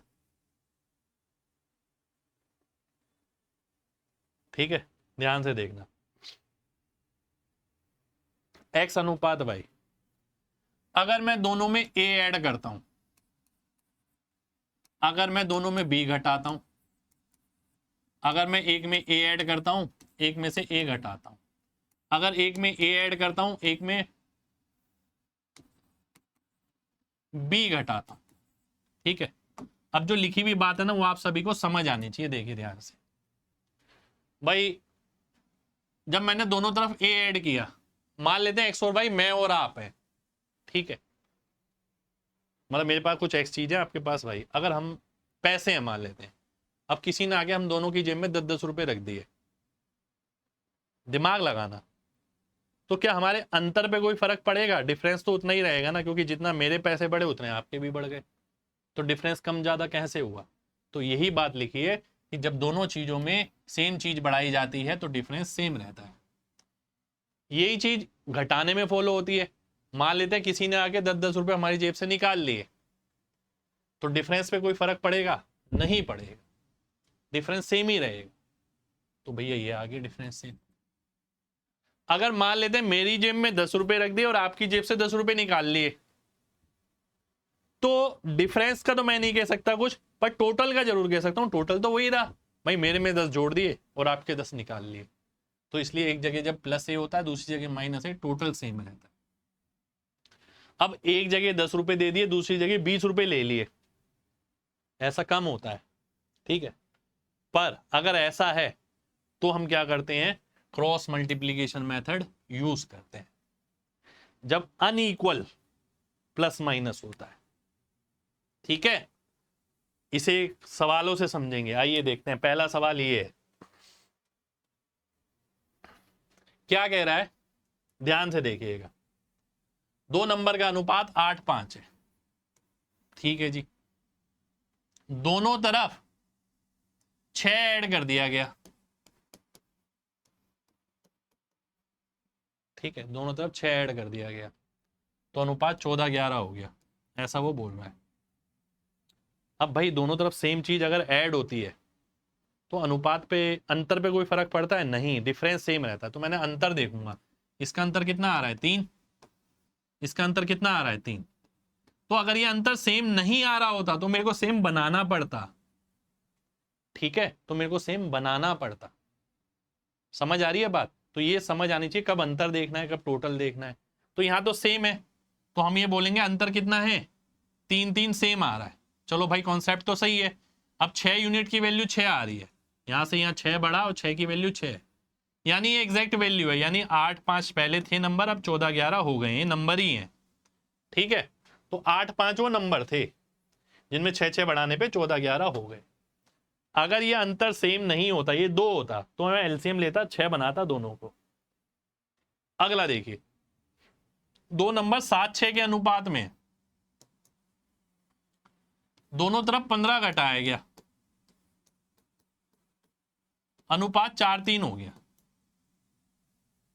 अब दोनों की जेब से 10-10 रुपए निकाल लिए तो अंतर पे कोई फर्क पड़ेगा? नहीं, अंतर सेम रहेगा। अंतर देखिए यहां कितना है 1, अंतर देखिए यहां कितना है 1। तो अगर अंतर सेम नहीं होता तो अंतर हमें सेम बनाना पड़ता, इसलिए ये चीज पढ़ रहे हैं हम।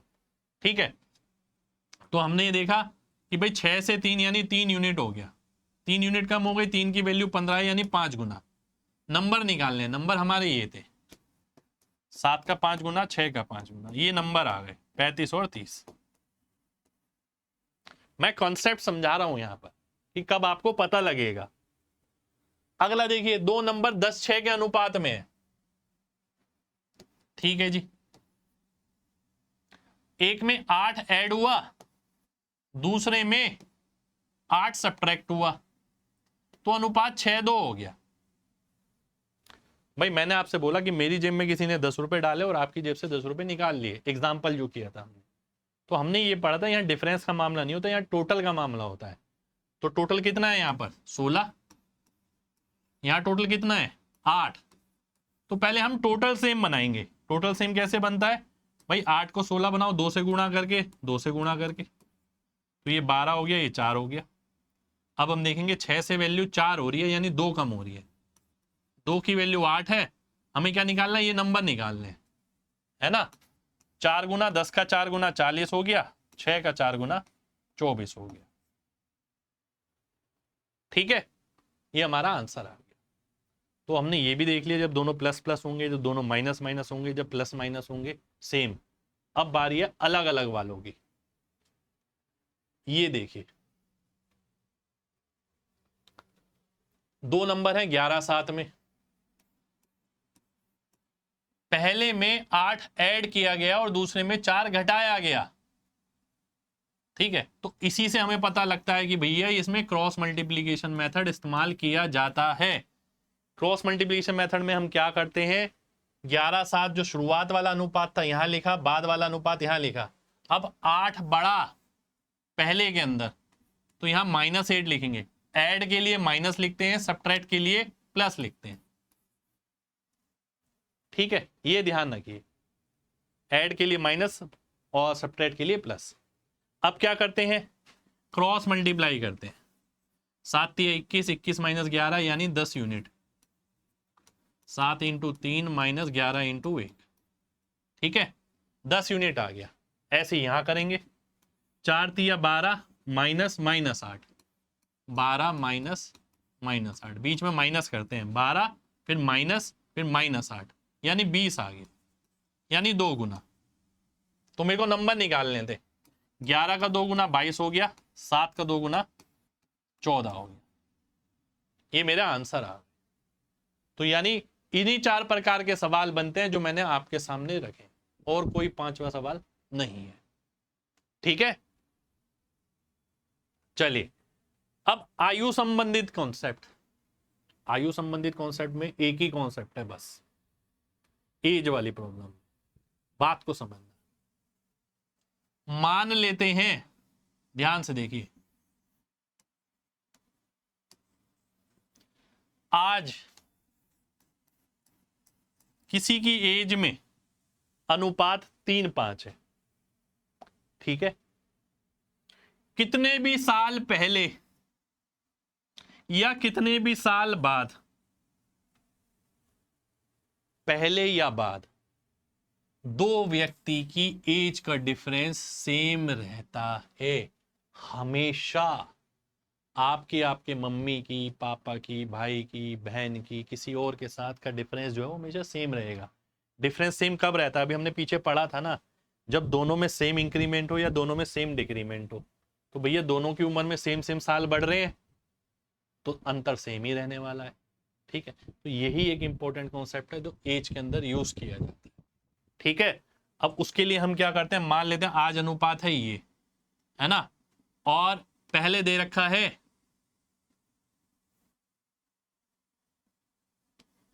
4:7। ठीक है, कुछ साल पहले दे रखा है 4:7। तो हम क्या कॉन्सेप्ट यूज करते हैं, हम ये देखते हैं कि अंतर कितना है, 3 यूनिट है, अंतर कितना है, 2 यूनिट है। तो आयु संबंधित जितने भी सवाल होते हैं सबसे पहले हम उसके अंदर अंतर सेम करते हैं दोनों व्यक्तियों। तो जब आप अंतर सेम करेंगे ना तो आपको एलसीएम लेना पड़ेगा, 6 बनाना पड़ेगा, यानी इसे 2 से गुणा करना पड़ेगा, इसे 3 से गुणा करना पड़ेगा, तभी आपका अंतर सेम होगा। जब आप इसे 2 से गुणा करेंगे तो 2 से गुणा किया 8 आ गया, यह आ गया 14। ठीक है, जब आप 3 से गुणा करेंगे यह आ गया 9 और यह आ गया 15। अब आप देखिए दोनों के बीच आयु का अंतर समान है, 8 से 14 6 यूनिट, 9 से 15 6 यूनिट। सवाल अब आगे किया जाएगा, इसके बिना सवाल आगे बढ़ा ही नहीं सकते। ठीक है, हर चीज के पीछे कॉन्सेप्ट है गणित के अंदर। कॉन्सेप्ट समझ गए चीज आसान लगेगी, नहीं समझे तो दिक्कत लगेगी। ठीक है जी, यही बात बाद के लिए, चाहे बाद में निकाल लें कितनी भी या पहले निकालें, अंतर समान रहेगा, चाहे 1 साल बाद, 1.5 साल बाद, 2 साल बाद, सेम आएगा। अगला देखते हैं, अगली चीज है हमारे सामने वेरिएशन। वेरिएशन कई बच्चे नहीं पढ़ के जाते हैं। वेरिएशन 2 प्रकार की होती है, एक डायरेक्ट एक इनडायरेक्ट, मेनली, और फिर मिक्स तो बहुत सारी बन सकती है। जैसे हमने एक फॉर्मूला पढ़ा, ध्यान से समझना, स्पीड बराबर डिस्टेंस बटा टाइम। मैं बोल रहा हूं 2 बंदे सेम टाइम के लिए दौड़े, टाइम सेम है, तो स्पीड का दूरी पे सीधा सीधा निर्भरता आ जाती है। निर्भरता ही होती है वेरिएशन, कि भैया 1 घंटे के लिए दौड़ना है तो स्पीड दूरी पे सीधा निर्भर करेगी। जो ज्यादा स्पीड से दौड़ेगा वो ज्यादा दूर तक जाएगा, सीधा सीधा रिश्ता होता है। इन्फ्लेशन बढ़ती है, महंगाई बढ़ती है तो सब चीजों के दाम बढ़ जाते हैं, पेट्रोल के दाम बढ़ते हैं तो सब चीजों के दाम बढ़ जाते हैं। इस चीज को बोलते हैं सीधा रिश्ता, डायरेक्ट वेरिएशन। इनडायरेक्ट वेरिएशन होता है उल्टा, कि एक चीज के दाम बढ़ने से दूसरी चीज कम हो जाए। ठीक है, या फिर मैं बोलूं अगर मेरे पास डिस्टेंस सेम है, 1 किलोमीटर दौड़ना है मेरे को और आपको भी, तो भैया 1 किलोमीटर आपको दौड़ने के लिए कहा गया, 1 किलोमीटर मेरे को। जिसकी स्पीड ज्यादा होगी उसको समय कम लगेगा। यहां ज्यादा और कम का हिसाब होता है, स्पीड ज्यादा तो समय कम, ये उल्टा वेरिएशन कहलाता है। ठीक है, कि जब एक चीज बढ़ाने से दूसरी चीज कम हो, है ना। अब एग्जाम्पल देख लेते हैं, भाई एक्स अगर वाई के साथ सीधा रिश्ते में है डायरेक्ट, तो हम बोलते हैं जो एक्स का अनुपात होगा वही वाई का अनुपात होगा, पहली चीज। ठीक है, अगर ये इनवर्स वेरिएशन में है तो हम उल्टा बोलते हैं, 1 के सामने 2 आएगा और 2 के सामने 1 आएगा। ठीक है, इसी को हम ऐसे भी देख सकते हैं कि x1 की वैल्यू अगर y1 है तो x2 की क्या होगी, हम ऐसे भी देख सकते हैं y2 होगी, जो आंसर आएगा। इसको भी हम ऐसे ही देख सकते हैं, यदि उल्टा वेरिएशन है तो x1 के सामने 2 आता है और 2 के सामने 1 आता है। तो मैंने आपको ये बताया है कि इन्हीं चीजों को आप अपने डेली लाइफ के अंदर यूनिटरी मेथड से कैसे देख सकते हैं। ठीक है, आइए कुछ सवाल देख लेते हैं इस पे। कुछ वेरिएशन मिक्स होते हैं, जैसे किसी ने रूट के साथ बोल दिया डायरेक्ट, तो भैया रूट आ जाएगा, और डायरेक्ट का मतलब 1 के सामने 1, 2 के सामने 2, डायरेक्ट का मतलब ये। अब यहां भी डायरेक्ट है, देखिए नीचे नहीं है, तो 1 के सामने 1, 2 के सामने 2, स्क्वायर है तो स्क्वायर आ गया, क्यूब है तो क्यूब आ गया। अब यहां देखिए, यहां डायरेक्ट भी है और इनडायरेक्ट भी है, दोनों है। तो भैया जो डायरेक्ट है उसके सामने तो 1 आ जाएगा, 1 के सामने 1, 2 के सामने 2। जो इनडायरेक्ट है, एक सेकंड रुकिए, इनडायरेक्ट है ये, ठीक है, जो इनडायरेक्ट है ये उल्टी, तो 1 के सामने 2 आएगा और 2 के सामने 1, 1 के सामने 2 और 2 के सामने 1। ठीक है जी, आइए अब सवाल देख लेते हैं। एक पहला सवाल है मेरे सामने, ये ध्यान से देखना। एक्स वाई रूट वाई पे सीधा निर्भर करता है, रूट वाई पे, तो एक्स की वैल्यू निकालो जब वाई की वैल्यू 100 हो। अब ध्यान से देखना, करने वाले बच्चे अलग अलग हैं। कोई ये करेगा कि भैया 12/x बराबर 36/100, इसका रूट और इसका रूट। सही तो ये भी है, ऐसा नहीं है गलत है। इसको और आसानी से कैसे कर सकते हैं, मैंने बताया था यूनिटरी मेथड से। सीधी की वैल्यू है ना, तो 12 की वैल्यू कितनी हो गई, ये रूट का रिश्ता है, तो 36 का रूट हो गया 6, है ना, मैंने सीधा लिखा। अब यहां देखते हैं y कितना है, 100, y का तो रूट करना यानी 10, तो 10 किसकी वैल्यू होगी, ये मेरे से पूछा है। अभी कोई बताने की जरूरत है, ये तो आप सीधा निकाल लेंगे। भाई 6 का 2 गुना नजर आ रहा है, तो 10 का 2 गुना हो जाएगा, 20 हो जाएगा, 20 मेरा आंसर हो जाएगा। वहीं अगर आप इधर से निकालेंगे तो यहां से भी देखिए 12/x 6/10, 6 से काटा 2, x की वैल्यू 20। यहाँ पर इतना काम कुम करना पड़ेगा, पर ये जो चीज मैंने आपको बताई है ये बिना पेन के हो जाएगी। भाई 12 की वैल्यू 6, आधा का रिश्ता है, ठीक है, तो 10 किसका आधा आएगा, 20 का, आंसर हो जाएगा। अगला देखिए, यहां वाई स्क्वायर पे निर्भर है। अब वाई स्क्वायर पे निर्भर है यानी 45 किसकी वैल्यू है, 9 की। 25 किसकी वैल्यू होगी, क्योंकि 5 का स्क्वायर होगा ना। भाई इसका 5 गुना नजर आ रहा है, इसका 5 गुना, रिवर्स आ जाते हैं, 125। खत्म, और कुछ करना थोड़ी है, सीधा ही आंसर है आपके सामने। तभी मैंने यूनिटरी मेथड बताया इसके अंदर, बार बार 1 2 1 2 नहीं लिखना, आपको इस तरीके से देखना है। अगला देखो, अब ये है भाई साहब, इसमें तो मिक्स ही कर दिया सब कुछ, है ना। आइए देखते हैं, x1/x2 निकालना है, तो हमें पता है y का क्यूब यानी इनका क्यूब होगा, y1 y2, 1 के सामने 1, 2 के सामने 2, क्योंकि सीधा है। इसका क्यूब होगा 1/8। z का रूट होगा, z का जब आप रूट करोगे तो 4 5 आ गया, पर 4 5 सीधा लिखेंगे जी नहीं, ये 4/5 नहीं 5/4 आएगा, क्योंकि z1 नीचे आएगा, z का उल्टा रिश्ता है। ठीक है, तो ये कितना आ गया, 5/32, ये मेरा आंसर हो जाएगा। ठीक है, तो मैंने ये भी बताया कि भाई वेरिएशन आपके लगेंगे पेपर में कैसे। तो बहुत इंपॉर्टेंट क्लास है आज की, क्लास बहुत कुछ सिखाएगी जो पूरी करेगा लास्ट तक। अब मैं आ जाता हूं अगली चीज पे, जो है हमारी ट्रिक्स स्पेशल। ट्रिक्स स्पेशल में ना जितनी ट्रिक इस चैप्टर में लगती हैं, मैं आपके सामने वो रखने वाला हूं, लगभग 10 के करीब है। 1 2 3 4 5 6 7 8 9 10, खत्म।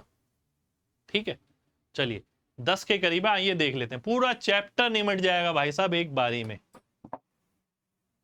ध्यान से देखिएगा। How to find combined ratio of given ratio. भाई इसके अंदर ना बहुत सारे मेथड इस्तेमाल होते हैं। पहला मेथड मैं लेता हूं, चलिए पहले मेथड में हम क्या करते हैं, ए अनुपात बी आपको दे रखा है, बी अनुपात सी आपको निकालना है, ए बी सी आपको निकालना है, ये दे रखा है। तो बी यहां पर भी आ रहा है, यहां पर भी आ रहा है, तो हम क्या करते हैं, बी को सेम बनाते हैं। भाई 2 3 है, ये 4 5 है। ए, एक सेकेंड, 2 3 4 5, तो बी सेम कैसे बनेगा बताइए? 3 और 4 का जब आप एलसीएम लेंगे यानी 12, 12 कैसे बनेगा? जब आप 4 से गुणा करेंगे, जब आप 3 से गुणा करना करेंगे। अब ऐसा तो है नहीं कि आप 4 और 3 से एक ही नंबर को गुणा करेंगे, गुणा करेंगे तो पूरा अनुपात गुणा होगा। तो ए कितना आ जाएगा? 2 चौक 8, बी कितना आ जाएगा? 12, 3 चौक 12, 12, 3 पंजे 15, ये मेरा आंसर आ जाएगा। ठीक है, एक मेथड है हमारे सामने ये। मैं दूसरे मेथड पे आता हूं जो बच्चे करते हैं, मेथड 2। वो क्या है? इसके अंदर हम क्या करते हैं? ए बी सी लिखते हैं। 2 3 लिखा मैंने, 4 5 लिखा। अब 3 के आगे वही नंबर लिख दो, जितने भी डैश बचे हैं तो उनसे पहले और बाद में वही नंबर आता है। 3 के बाद 3 आएगा, 4 के पहले 4 आएगा, तो ये आ गया 8, ये आ गया 12, बाद में गुणा हो जाएगा। कुछ बच्चे ऐसे भी करते हैं। ठीक है, मैं क्या मेथड प्रेफर करता हूं? मैं तीसरा मेथड प्रेफर करता हूं, मेथड 3। मेथड 3 क्या है? Only options. ठीक है, अब ऑप्शन वाला काम क्यों करता है? बात समझिए, बात को समझना पहले। भाई मेरे पास और आपके पास कुछ चीजें हैं और वो आपके दोस्त के पास भी है। मान लेते हैं कि वो 2:3 में है, मेरे पास और आपके पास। आपके पास और आपके दोस्त के पास 4:5 में है। बात को समझना है ना? बोलो हाँ, बिल्कुल है भाई। मेरे और आपके पास 2:3 में है, आपके पास और आपके दोस्त के पास 4:5 में है।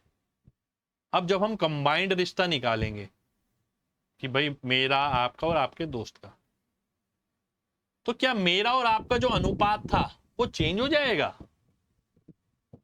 दिमाग लगा के सोचना भाई, उतने परसेंट ही तो रहेगा। परसेंट की बात हो रही है, मैंने शुरू से बोला है, रेशो मतलब परसेंट में कन्वर्ट करना सबसे पहले। यानी अगर मेरे पे 2 यूनिट था तो आपके पास 3 यूनिट था। अगर मेरी 4 हो गई तो आपकी 6 हो जाएगी, मेरी 6 हो गई तो आपकी 9 हो जाएगी। पर रेशो नहीं बदलेगा हमारा, रेशो हमारा वही रहेगा।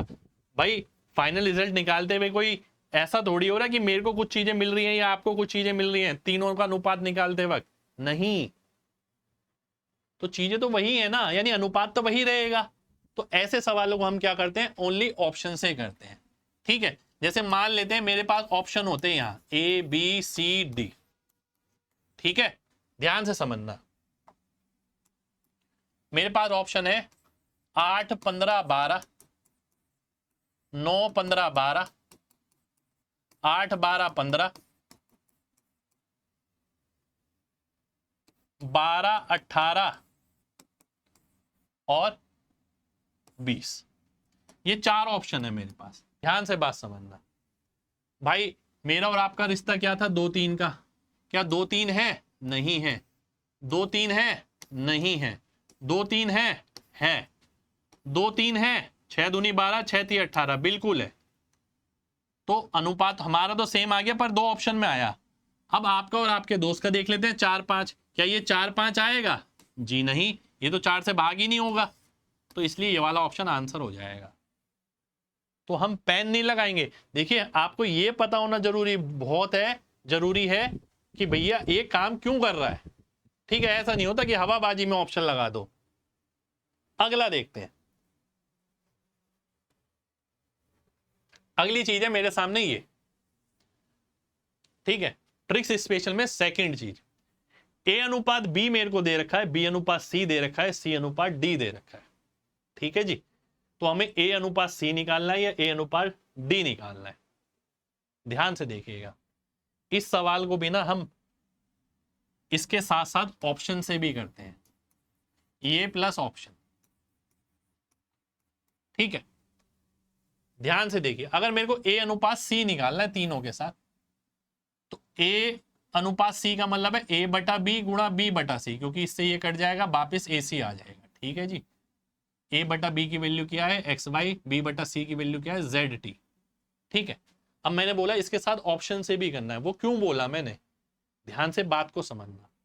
हमें एक ऐसे ध्यान रखना होता है, देखिए अगर मेरे को ए सी निकालना है ना, मैं कैसे ध्यान रखूंगा, एक्स जेड वाई टी, मैं ऐसे ध्यान रखूंगा, ऊपर ऊपर वाले नीचे नीचे वाले गुणा होंगे। फिर मैं देखूंगा ऊपर कोई स्पेशल नंबर जो नीचे से ना कटे, कोई मिल रहा है, यहीं पर ही देखूंगा एक्स और जेड में कोई ऐसा नंबर जो नीचे से ना कटे, या कोई नीचे देख लूंगा स्पेशल नंबर जो ऊपर से ना कटे, और वही मैं ऑप्शन से मैच करके आंसर मार्क कर दूंगा।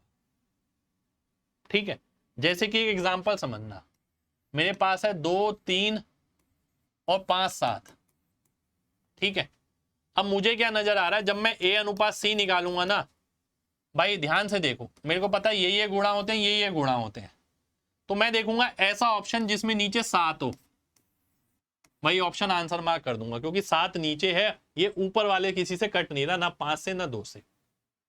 या फिर अगर 2 ऑप्शन मिलते हैं ऐसे, तो मैं देखता हूं ऊपर कोई स्पेशल नंबर 5, ऊपर कोई ऐसा नंबर ऑप्शन में जहां 5 आ रहा हो, वही ऑप्शन आंसर हो जाएगा। ये स्पेशल चीज है ए अनुपात सी या ए अनुपात डी निकालने की। जैसे अब एक वेरिएबल और बढ़ गया सी डी, तो अब ये आ गया, ध्यान से देखिए, एक्स जेड और आर, वाई टी और एस। तो यहां पर यही लिखा है, यहां आपको कोई खास नंबर देखना है, खास नंबर जो नीचे हो ऊपर से ना कटे, या फिर जो ऊपर हो लेकिन नीचे से ना कटे, ऑप्शन में देखना है और आंसर मार्क कर देना है। ठीक है, हर चीज के पीछे कंसेप्ट है, हवाबाजी कहीं नहीं है भाई, सीधी सी बात है। कोई नंबर अगर नीचे है और ऊपर से नहीं कट रहा, तो कहां जाएगा, आंसर में आएगा। कोई नंबर ऊपर है और नीचे से नहीं कट रहा, नीचे वाले ये है, पीछे पीछे वाले नीचे वाले हैं, आगे आगे वाले ऊपर वाले हैं। ठीक है, कोई नंबर अगर आगे वाला है यानी ऊपर वाला, वो नीचे से नहीं कट रहा, तो कहां जाएगा, आंसर में आएगा। ये कोई नहीं बताएगा आपको। अगला देखिए, ट्रिक स्पेशल में अगली चीज, 2 नंबर है मेरे पास 1 और 2। ठीक है, इसको हम बोलते हैं एमजी कॉन्सेप्ट। 2 नंबर है मेरे पास जो कि 3 अनुपात 8 में है। ठीक है, 2 नंबर है 3 अनुपात 8 में। यहां एक चीज लिखे, 99.9% इंटीजर होता है के की वैल्यू, यानी कि जो हमने एक्स की वैल्यू निकाली थी सबसे स्टार्टिंग में, मैंने 1 लिया था, 2 लिया था, 5 लिया था, 10 1 2 3 4, तो भाई वो जो के है ना, 3K और 8K, के की वैल्यू 99.9% इंटीजर होती है। ठीक है, तो जो चीज बताई जा रही है ना, उसके लिए वो इंटीजर होनी बहुत जरूरी है। तो भाई अगर उसने पूछा पहले और दूसरे का सम बताओ, तो 3 और 8 क्या होता है, 11, 11 के। अब के आपका इंटीजर होगा, मैंने बोला है 100% है लगभग, मुश्किल से 1000 में से कभी एक बार मिलेगा आपको कि इंटीजर ना हो। तो आंसर क्या आएगा, 11 का मल्टीपल आएगा। यानी मेरे को सॉल्व करने की जरूरत नहीं है, अगर टोटल पूछा है तो 8 3 11, 11 का मल्टीपल में आंसर मार्क कर सकता था। अगर उसने मेरे से अंतर पूछा है, 8 में से 3 गया तो 5 के आ गया, तो आंसर 5 का मल्टीपल आएगा। यानी मैं सीधा देखता 8 और 3 का अंतर 5, 5 का मल्टीपल आंसर हो गया। अगर उसने मेरे से पहला नंबर पूछा है, तो पहला नंबर 3 देख रखा है तो 3 का मल्टीपल होगा। अगर उसने दूसरा नंबर पूछा तो 8 का मल्टीपल होगा। तो ये चीज पूरे चैप्टर में काम करती है, पर के की वैल्यू आपको मैं बता रहा हूं इंटीजर होनी चाहिए। ठीक है, के की वैल्यू इंटीजर 100% ही होती है। जब आप लगाएंगे आप देखेंगे। ठीक है, 1000 में से कोई एक सवाल मिलेगा। अगला देखते हैं, रेशियो टू नंबर और नंबर टू रेशियो का खेल, यानी अनुपात से नंबर और नंबर से अनुपात का खेल। बच्चों ये खेल ऐसा है कि भाई साहब इतने बच्चे खेल के जाते हैं, बेसिक चीज ही है। आप खुद देखना, एक विद्यालय में 286 विद्यार्थी हैं। ठीक है, ध्यान से समझना। पहला सॉल्यूशन है रेशो टू नंबर। दूसरा सॉल्यूशन रहेगा नंबर टू रेशो।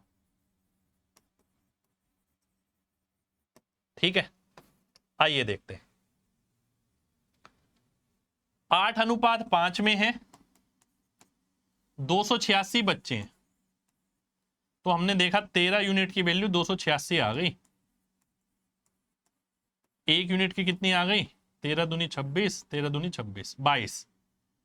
तो हमें क्या निकालना है? हमें बताना कि यदि 22 लड़कियां और शामिल हो गई तो अनुपात क्या हो जाएगा। अब ध्यान से देखिए, 22 का 8 गुना करेंगे, 22 का 5 गुना करेंगे, मैक्सिमम बच्चे ऐसे ही करते हैं, 110 और 176।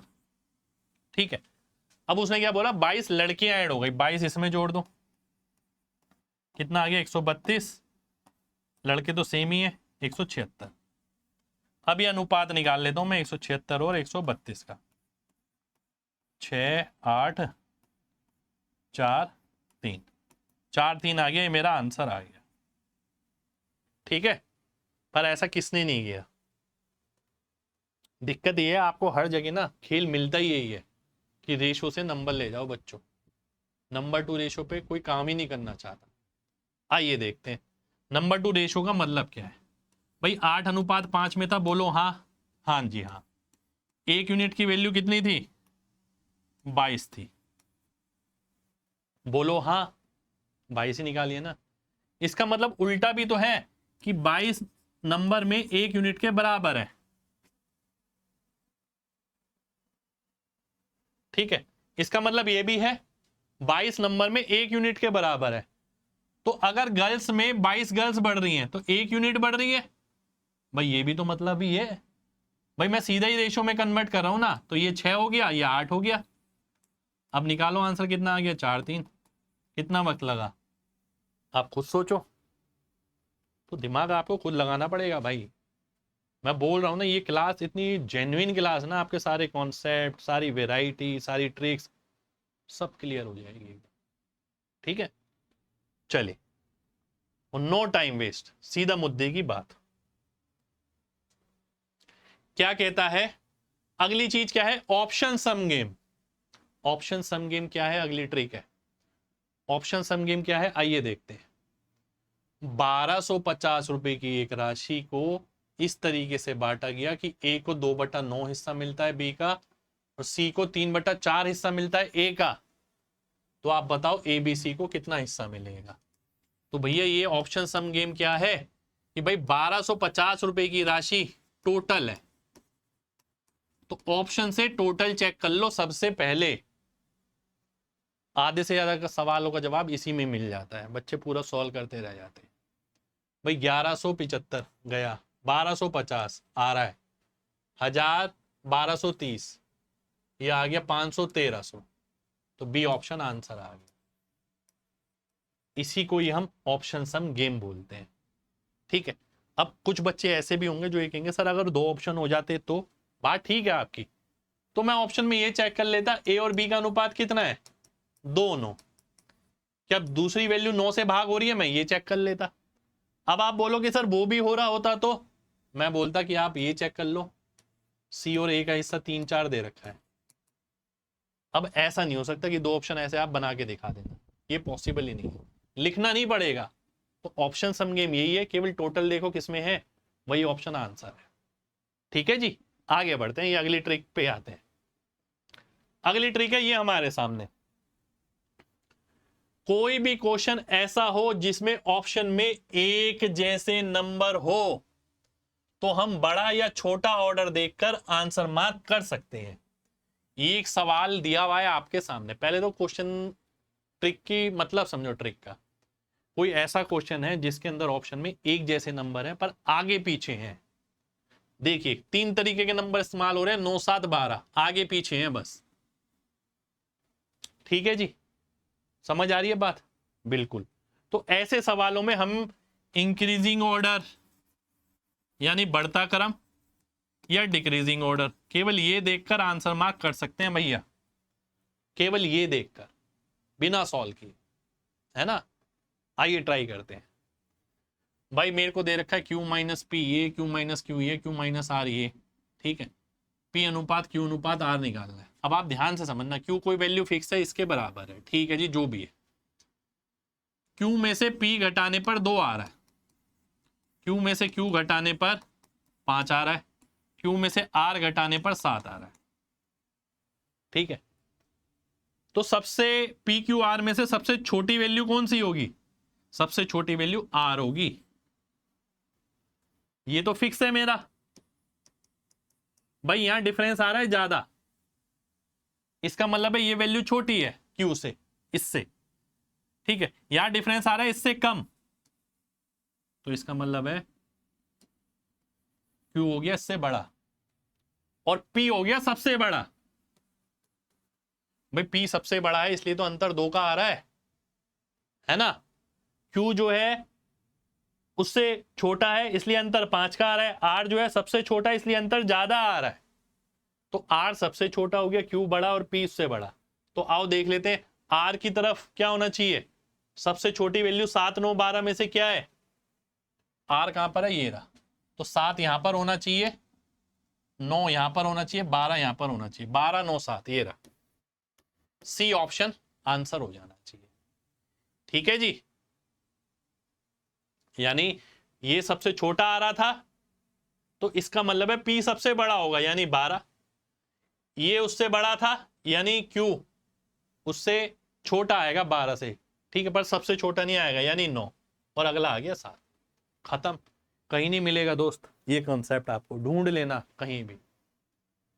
ये कॉन्सेप्ट हम ही सिखाते हैं बच्चों को, ये कोई बहुत बड़ा रॉकेट साइंस नहीं है, दिमाग वाली चीज है, ठीक है। अगले उस पर आते हैं। अगली ट्रिक है हमारी CND कैलकुलेशन, जिसपे सवाल बनता है। आओ देखते हैं। x प्लस वाई बटा एक्स माइनस वाई 7/5 है। x बटा वाई मेरे को निकालना है। तो हमने क्या पढ़ा था CND के अंदर? एक बार ऐड करो, एक बार सब्ट्रैक्ट करो। यदि एक बार आप ऐड करोगे, एक बार सब्ट्रैक्ट करोगे,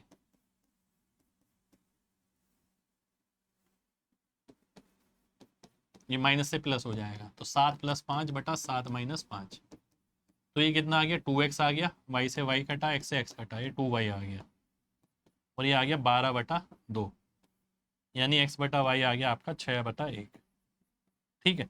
पर आपको ना इतना पूरा डिटेल में लिखना नहीं है, ध्यान से समझना, बहुत ध्यान से। अगर ये x प्लस वाई और x माइनस वाई है, सेम सेम नंबर है, ये ध्यान रखिए, सेम सेम नंबर है यहाँ, सेम सेम नंबर है यहाँ, तो ये बटा ये लिख दो बस, सीधा खत्म। अगर सेम सेम नंबर है तो, ठीक है। 7 + 5 12, 7 - 5 2, आंसर आ गया। ये इतना नहीं लिखना होता, यह मैंने आपको तरीका बताया है CND कैलकुलेशन होती क्या है, करना ऐसे होता है आपको, ठीक है। अगला देखिए, ये भी हो जाती है कई जगह। देखिए जैसे मान लेते हैं x बटा वाई दे रखा है आपको 8/5। अब मेरे को ये निकालना है x प्लस वाई बटा एक्स माइनस वाई, तो ये आपको सीधा पता होना चाहिए कि भैया 8 और 5 13 और 8 - 5 3, ये आ गया 8 और 5 13, 8 - 5 3, ऊपर सम नीचे डिफरेंस। अब यहां से देखिए वापस मैं जाता हूं तो क्या मिलेगा? x मिलेगा और y मिलेगा। तो 13 + 3 16, 13 - 3 10, काटो देखो वापस ऊपर वाला आ जाएगा 8 और 5, है ना। चलिए अगले पे आते हैं, इक्वेशन इन रेशियो कैलकुलेशन। भाई रेशियो कैलकुलेशन में ना बहुत सारी जगह इक्वेशन फॉर्म बन जाती है इस तरीके की, ठीक है। तो हमें इसको सॉल्व कैसे करना है आइए वो देखते हैं, ठीक है। इसकी ट्रिक बता रहे हैं आप। करना क्या है भाई, एक चीज ध्यान रखो, सेम साइन मतलब सब्ट्रैक्शन, अपोजिट साइन मतलब एडिशन। पहली चीज तो ये ध्यान रखनी है आपको, ठीक है। फिर एक बारी में एक पे काम करना है। जैसे पहले मैं x पे काम करूंगा, 2x और 10x, 2x और 10x दोनों प्लस के सेम साइन है तो घट जाएंगे, 10 में से 2 गया 8 आ गया, 8 किधर आया, इस साइड आया क्योंकि यहाँ 10 बना था। अब नंबर पे काम करेंगे, 2 दूनी 4, 5 एकम 5। अब भाई दोनों के सेम साइन है प्लस प्लस, तो ये भी घट जाएंगे, तो 5 में से 4 गया तो 1 आ गया, 1 आ गया, -1 आ गया, क्योंकि 4 यहां पर है 5 यहां पर है, तो यहां -1 आएगा। x की वैल्यू -1/8 आ जाएगी। ये मेरा आंसर आ जाएगा। सेम साइन में सब्ट्रैक्ट करना है, अपोजिट में अट्रैक्ट करना है। यदि प्लस माइनस कहीं मिलता है तो ऐड करेंगे, ठीक है। एक बारी में x पे काम करेंगे, एक बारी में नंबर पे काम करेंगे। अगला, क्रॉस मल्टीप्लीकेशन इन माइंड। ये भी एक तरकीब होती है, क्रॉस मल्टीप्लीकेशन माइंड में हो जाता है। कैसे होता है आइए देखते हैं, पहले वैसे सीखते हैं।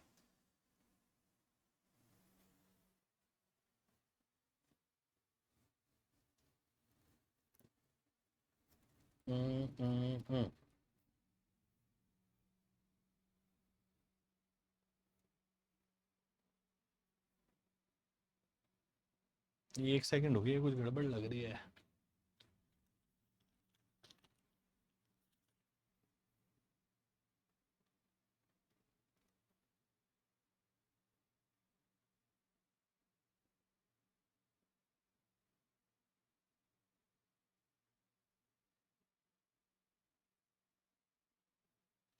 आइए देखते हैं। पास होने वाले और फेल होने वाले का अनुपात दे रखा है 6:1, ठीक है। ये अनुपात 9:1 हो जाता कब, जब 6 बच्चे और उत्तीर्ण हो जाते, यानी पास हो जाते। मैंने बताया था ऐड का मतलब होता है सब्ट्रैक्ट। यहां पर तो यहाँ -6 आएगा, यहाँ +6 आएगा। अब आप बोलोगे सर यहाँ +6 कैसे हो गया? भाई एक जगह से कम हुए हैं तो दूसरी जगह बढ़ गए होंगे, सीधी सी बात है ना। अब क्या करेंगे, 6 एकम 6, 9 एकम 9, 9 में से 6 गया, 3 यूनिट आ गया, 6 निम 54 और 6 -6 यानी 60 आ गया, यानी 20 गुना। हमें क्या निकालना है, टोटल नंबर ऑफ एग्जामिनी, यानी 6 और 1 7, 7 की वैल्यू निकालनी है जो कि 140 आ जाएगी। आप में से कई बच्चे मल्टीपल भी मार्क कर सकते हैं 6:1 देखकर, ठीक है। 7 का मल्टीपल 1 ही है। पर मेरा पर्पस यहाँ ये क्वेश्चन सॉल्व कराना नहीं था दोस्तों, बात को समझना।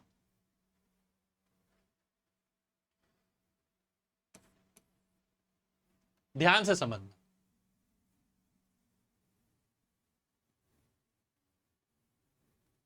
मेरा पर्पस यहाँ आपका ये सॉल्व कराना नहीं था बिल्कुल भी।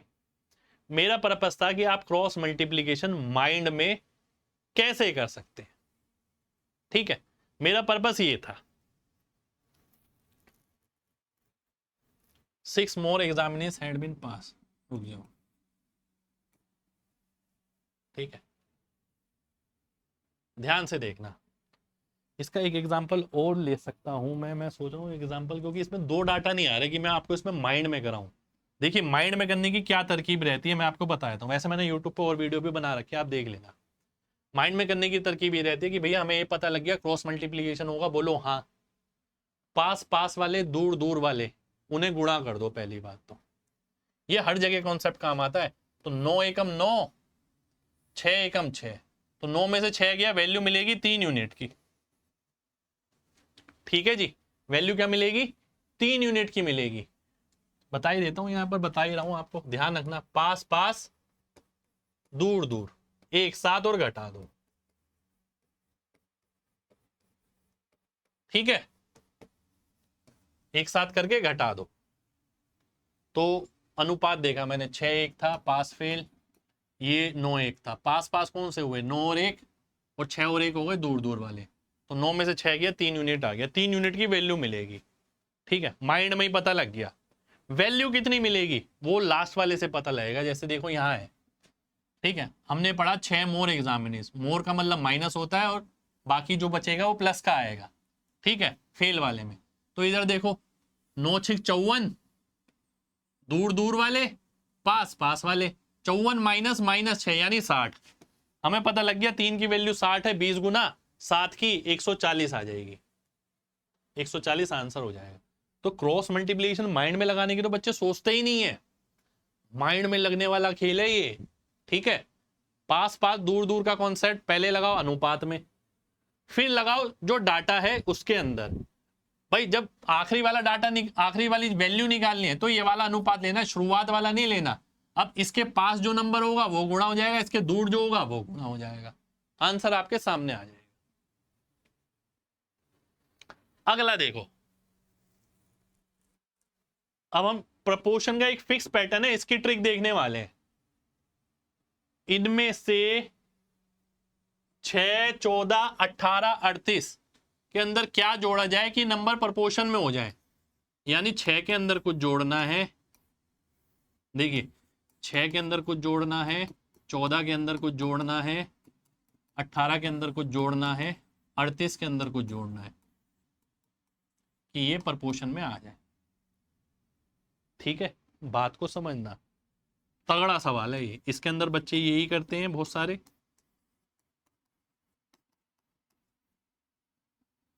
एक सेकेंड,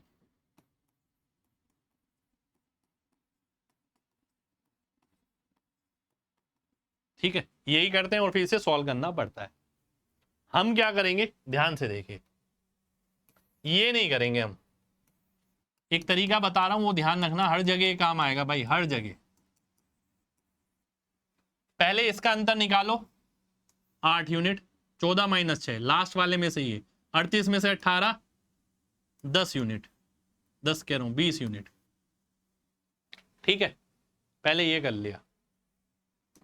अब इसका अनुपात निकालो 2 और 5। ठीक है जी, निकल गया। अब इसको पहले वाले से, इसको इसके पहले वाले से गुणा करके घटा दो। 36 माइनस 30, 6 आ गया। 36 माइनस 30 पहले पहले वाले से, और ये किसकी वैल्यू हो गई, 5 माइनस 2 यानी 3 यूनिट की।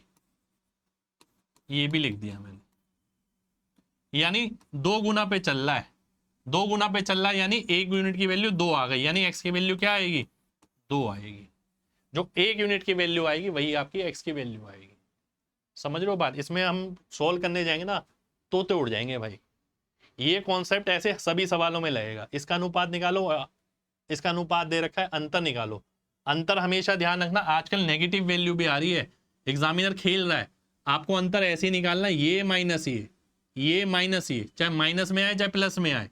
तो अंतर निकाला 8, अंतर निकाला 20, फिर काटा 2, 5, फिर यहां भी आपको इसका अंतर निकालना है, 5 माइनस 2 जो आया 3 यूनिट, जिसकी वैल्यू मिलेगी। वैल्यू कितनी, इसका पहले वाला और इसका पहले वाला आपस में ये क्रॉस हो गया, तो ये आ गया आपका 36 माइनस 30। तो 1 की वैल्यू कितनी आ गई, 2 आ गई, तो यानी x की वैल्यू 2 हो गई। जो 1 यूनिट की वैल्यू आएगी वही आपकी x की वैल्यू आएगी। ठीक है, दी एंड। तो देखिए ये थी हमारी आज की क्लास। ध्यान से देखते हैं एक बार पूरी क्लास को दोबारा से।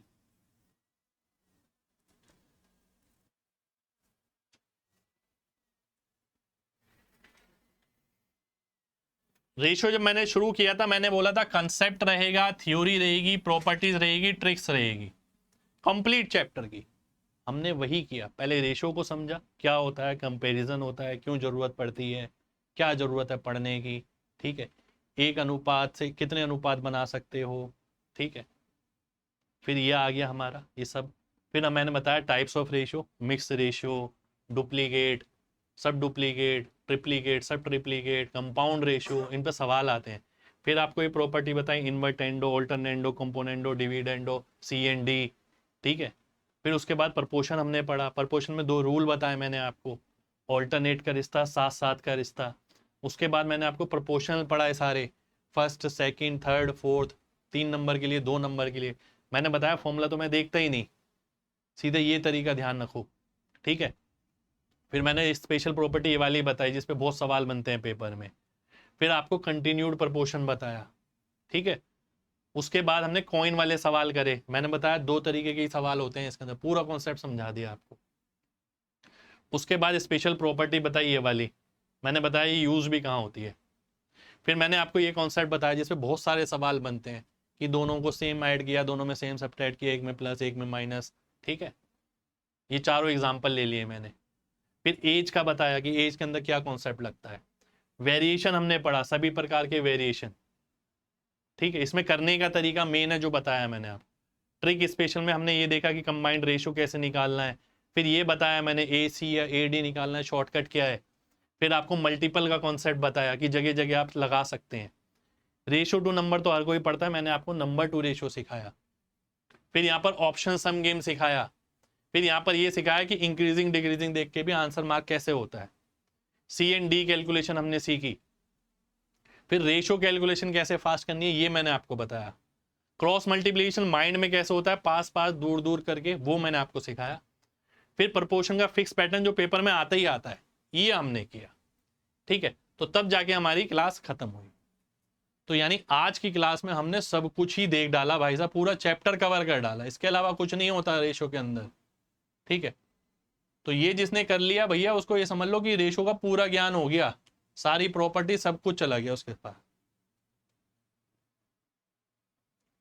चलिए, तो आज के लिए हम इतना ही करेंगे, ठीक है। क्लास अगर अच्छी लगी हो तो भाई सभी लोग दिल खोल कर लाइक करना और कमेंट करके जरूर बताना कि इस तरीके के और चैप्टर की भी जरूरत है तो, क्योंकि हर एक क्लास बनाने में बहुत ज्यादा मेहनत लग रही है। इस एक क्लास को बनाने में सोचिए पूरे चैप्टर कवर करना है ना, तो बहुत मेहनत लगी है इसे कवर करना। दिल खोल के लाइक करना भाई, दिल खोल के कमेंट करना। मिलते हैं अगले सेशन में, जब तक अपना ख्याल रखें। जय हिंद।